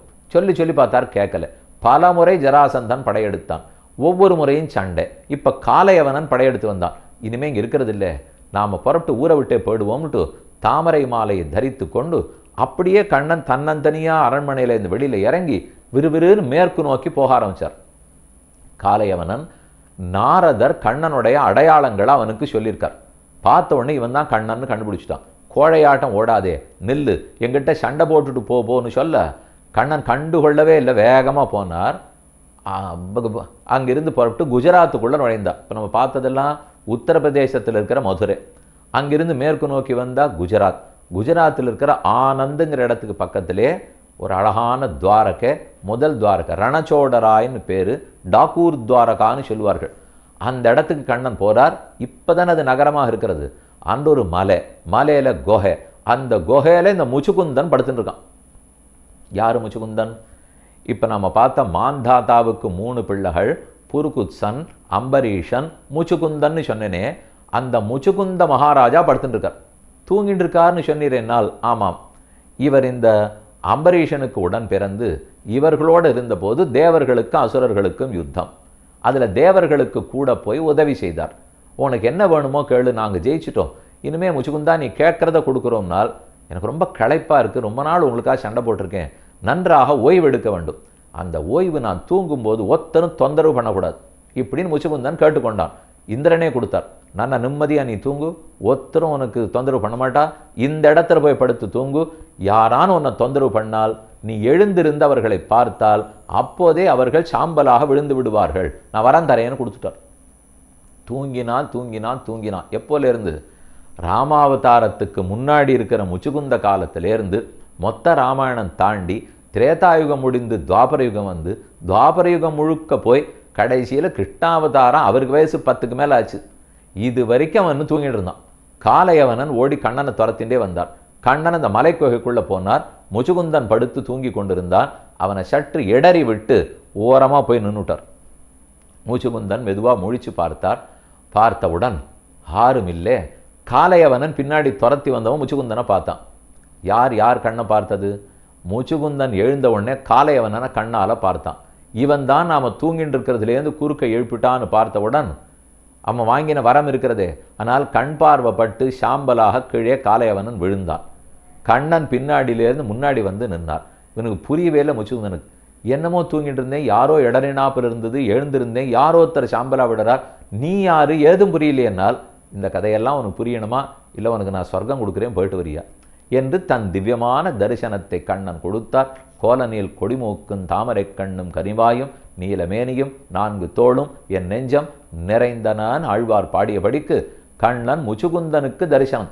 ராமனுக்கு முன்னாடி பிறந்த அரசன் ராமனுக்கு அடுத்த அவதாரமான கிருஷ்ணாவதாரத்தினுடைய அனுகிரகம் பெற்று சொர்க்கத்தை அடைந்தார் என்ன சரித்திரம். இதெல்லாம் மாந்தாதாவனுடைய சரித்திரம், அவனுடைய பிள்ளைகளுடைய சரித்திரம். மாந்தாதாவுக்கு 50 பெண்கள் பிறந்தார்கள். 50 பேரையும் சௌபரி அப்படிங்கிறவருக்கு அரசன் கல்யாணம் பண்ணி கொடுக்குறார். அது எப்படி ஒரே ஒருத்தர் கொடுப்பறானால் அது ஒரு சுவையான சரித்திரம். அதை மட்டும் 2 நிமிஷம் சொல்லி நிறுத்தி விடுகிறேன். சௌபரி ஒரு குளத்துக்குள்ளவே தவம் பண்ண ஆரம்பித்தார். அவருக்கு நிலத்தில் உட்காந்து தபசு புரிந்தால் என்ன ஆகுமோன்னு பயம். எல்லாரும் தொந்தரவு பண்ணுவார்கள், வேண்டாம். குளத்துக்குள்ளே போயிட்டால் ஒரு தொந்தரவும் இல்லை, புத்தி செதறாது, தவம் நன்றாக தியானம் நிலைக்கும் என்று நினைத்து கொண்டு குளத்துக்குள்ளே போய் அமர்ந்தார். பண்ணிகிட்டே இருந்தார். கண்ணை மூடி தபஸ் பண்ண ஆரம்பித்தார். கொஞ்சம் ஜலத்துக்குள்ள கண்ணை திறந்த போது ஒரு பெரிய மீன், அந்த மீன் தன்னுடைய 50 மீன் குட்டிகளோட துள்ளி திரிந்து விளையாடுவதை கண்டார். அவருக்கு சட்டன்னு தோணித்து, யாருக்குத்தான் உலகப்பற்று விடும்? அவருக்கு தோணினது, ஒரு மீன் 50 குட்டிகளோட விளையாடச்சே, நான் இப்பேற்பட்ட மனித பிறவி பிறந்திருக்கேன், எத்தனையோ ஞானம் இருக்கு, நான் ஏன் கல்யாணம் பண்ணி கொண்டு நிறைய குழந்தைகளோடு இருக்கக்கூடாது அப்படின்னு அவருக்கு தோணித்து நேர தண்ணீர்லேருந்து வெளியில் எழுந்து வந்தார். நாட்டில் 6 இருக்கார்கள்னு பார்த்தா மாந்தாத்தா அரசனாக இருந்தான். மாந்தாத்தாவுக்கு 50 பெண்கள்னு கேள்விப்பட்டார். நேர மாந்தாத்தாவிடத்தில் போனார். 50 பெண்களை எனக்கு கல்யாணம் பண்ணி கொடுன்னு கேட்டார். கேட்டவர் சௌபரி, நிவேஷ்டு காமோஸ்மி நரேந்திர கன்யாம் பிரயச்சமேமா பிரணயம் விபாங்ஷீஹி நஹ்யர்த்தினா காரியவசாதுபேதாக ககுத்ஸ்தவம்சே விமுகா பிரயாந்தி சதார்த்த சங்கியாஸ்தவ சந்தி கன்யாஸ்தாசாம் மமைகாம் நிருபதே பிரயச்ச யத் பிரார்த்தனா பங்க பயாத் பிபேமி தஸ்மாதகம் ராஜவராதி துக்காத். அரசனே, ககுத்ஸ்த வம்சத்திலே பிறந்தவர்கள், இக்ஷ்வாகு வம்சத்தில் பிறந்தவர்கள் யாரேனும் கையேந்தி எதை கேட்டாலும் இல்லை என்று மறுக்க மாட்டார்கள்னு கேள்விப்பட்டிருக்கிறேன். இதோ கேட்கிறேன், உன் 50 பெண்களையும் கல்யாணம் பண்ணி கொடு. தயங்கினான் அரசன். இவரோ வயதில் மூத்தவராக இருக்கிறார், ரிஷி. நம்ம 50 பெண்களும் ஆச்சரியமாக வாழ்ந்தவர்கள், அவர்களுக்கு போய் அப்படி வளர்த்துருக்கேன், இவர் கல்யாணம் பண்ணி கொடுக்க முடியுமா? இருந்தாலும் இவருக்கு நியாயமானதை எடுத்து சொல்வோம்னு பகவன் அஸ்மத் குலஸ்திதிரியம் ய ஏவ கன்யாபிருச்சிதோ அபிஜன அபிஜனவான் வரஸ்தஸ்மை கன்யா பிரதீயத்தே பகவன் யாஞ்சா ச அஸ்மான் மனோரதானாம் அப்பியதிகோச்சவர்த்தினி கதமப்பேஷா சஞ்சாதா. நீர் கேட்டிருக்கீர், நான் கொடுக்குறேன் வாஸ்தவம். ஆனால் எங்கள் குலத்தில் இன்னொரு வழக்கம் இருக்குது. கேட்டவனுக்கு மறுக்க மாட்டோன்னு ஒரு வழக்கம். இன்னொன்று, பெண்ணுக்கு யாரை பிடித்திருக்கிறதோ அவள் மனப்படி தான் கல்யாணம் பண்ணி கொடுப்போம். நாங்களாக பார்த்து ஒருத்தரை பார்த்து விட்டு இவனை பண்ணி கொண்டு தான் ஆக வேண்டும்னா சொல்லவே மாட்டோம். பெண்ணினுடைய விருப்பம் இருந்தால் தான் பண்ணுவோம். இது எப்போவோ ராமனுக்கு பல தலைமுறைகள் முன்னாடி பெண்ணை கேட்டு அவள் சம்மதித்தால் தான் பிள்ளையை கல்யாணம் பண்ணி கொடுப்போம் அப்படின்னு அரசன் சொல்ல, தாராளமாக உன்னுடைய கன்னிமாடத்துக்கு கூட்டின்னு போய் சொல்லு, எங்கள் அந்தப்புறமோ நான் வரேன், என்னை பார்க்கட்டும், உன் 50 பெண்களை என்னை பார்த்துட்டு யார் தேர்ந்தெடுக்கிறார்களோ பண்ணிக்கொள்ளுகிறேன். நேர அரசன் கூட்டின்னு போய் சொன்னான். போனார். எப்பேற்பட்ட மன்மதனை விட தன் அழகான உருவத்தில் ஏற்படுத்தி கொண்டார். உள்ளே சென்றவுடனே எத்தேவம் ததாதிஷ்ய தஸ்மாகம் பிரவேசாய கன்யா அந்தப்புறம் வருஷவரகா. கன்னிகைகள்லாம் அவரை பார்த்த உடனே நான் பண்ணிக்கிறேன்னு ஒவ்வொருத்தையும் கையை தூக்கினான். அலம் பகின்யா அஹமிமம் விருணோமியகம் நைஷ தவானுரூப மமைஷ பர்த்தா விவிதேனைவ சிருஷ்டாகம் அஸ்ய உபசமம் பிரயாகி. என்ன கல்யாணம்னா கடைசியில் வேற வழி இல்லை. 50 பெண்களும் அவரையே விரும்ப மாந்தாத்தா 50 பெண்களையும் சௌபரிக்கே கல்யாணம் பண்ணி கொடுத்தார். தயக்கம்தான், இவர் எப்படி வச்சு போறோ தெரியல. அரசே கவலைப்படாதே, 50 மாளிகைகள் சிருஷ்டிக்கிறேன். எனக்கு யோகம் என்ன வெறுமே நினைக்கிறியா? யோக பலத்தால் 50 மாளிகை, 50 சமையல் கட்டு, 50 வரவேற்பறை, 50 நீச்சல் குளங்கள், என்னென்ன உண்டோ எல்லாம் 50. வேலைக்காரர்கள் எண்ணிறந்தவர்கள். 50 இடத்துல ஆனந்தமாக கொடுத்து நடந்தது. அரசனுக்கு ஒரே ஒரு கவலை, எல்லாம் 50 ஆச்சே, அவர் ஒத்தர் தானே, எந்த பெண்ணு என்ன புகார் பண்ண போகிறாளோ என்று சொல்லி முதல் பெண்ணு வீட்டில் போய் தங்கினார். 2 நாள் தங்கினார். பெண்ணு ரொம்ப சந்தோஷமாக இருந்தா. கிளம்பரிச்சே கேட்டார், கணவன் நன்னா வச்சுருக்காரா ஒன்னேன்னு.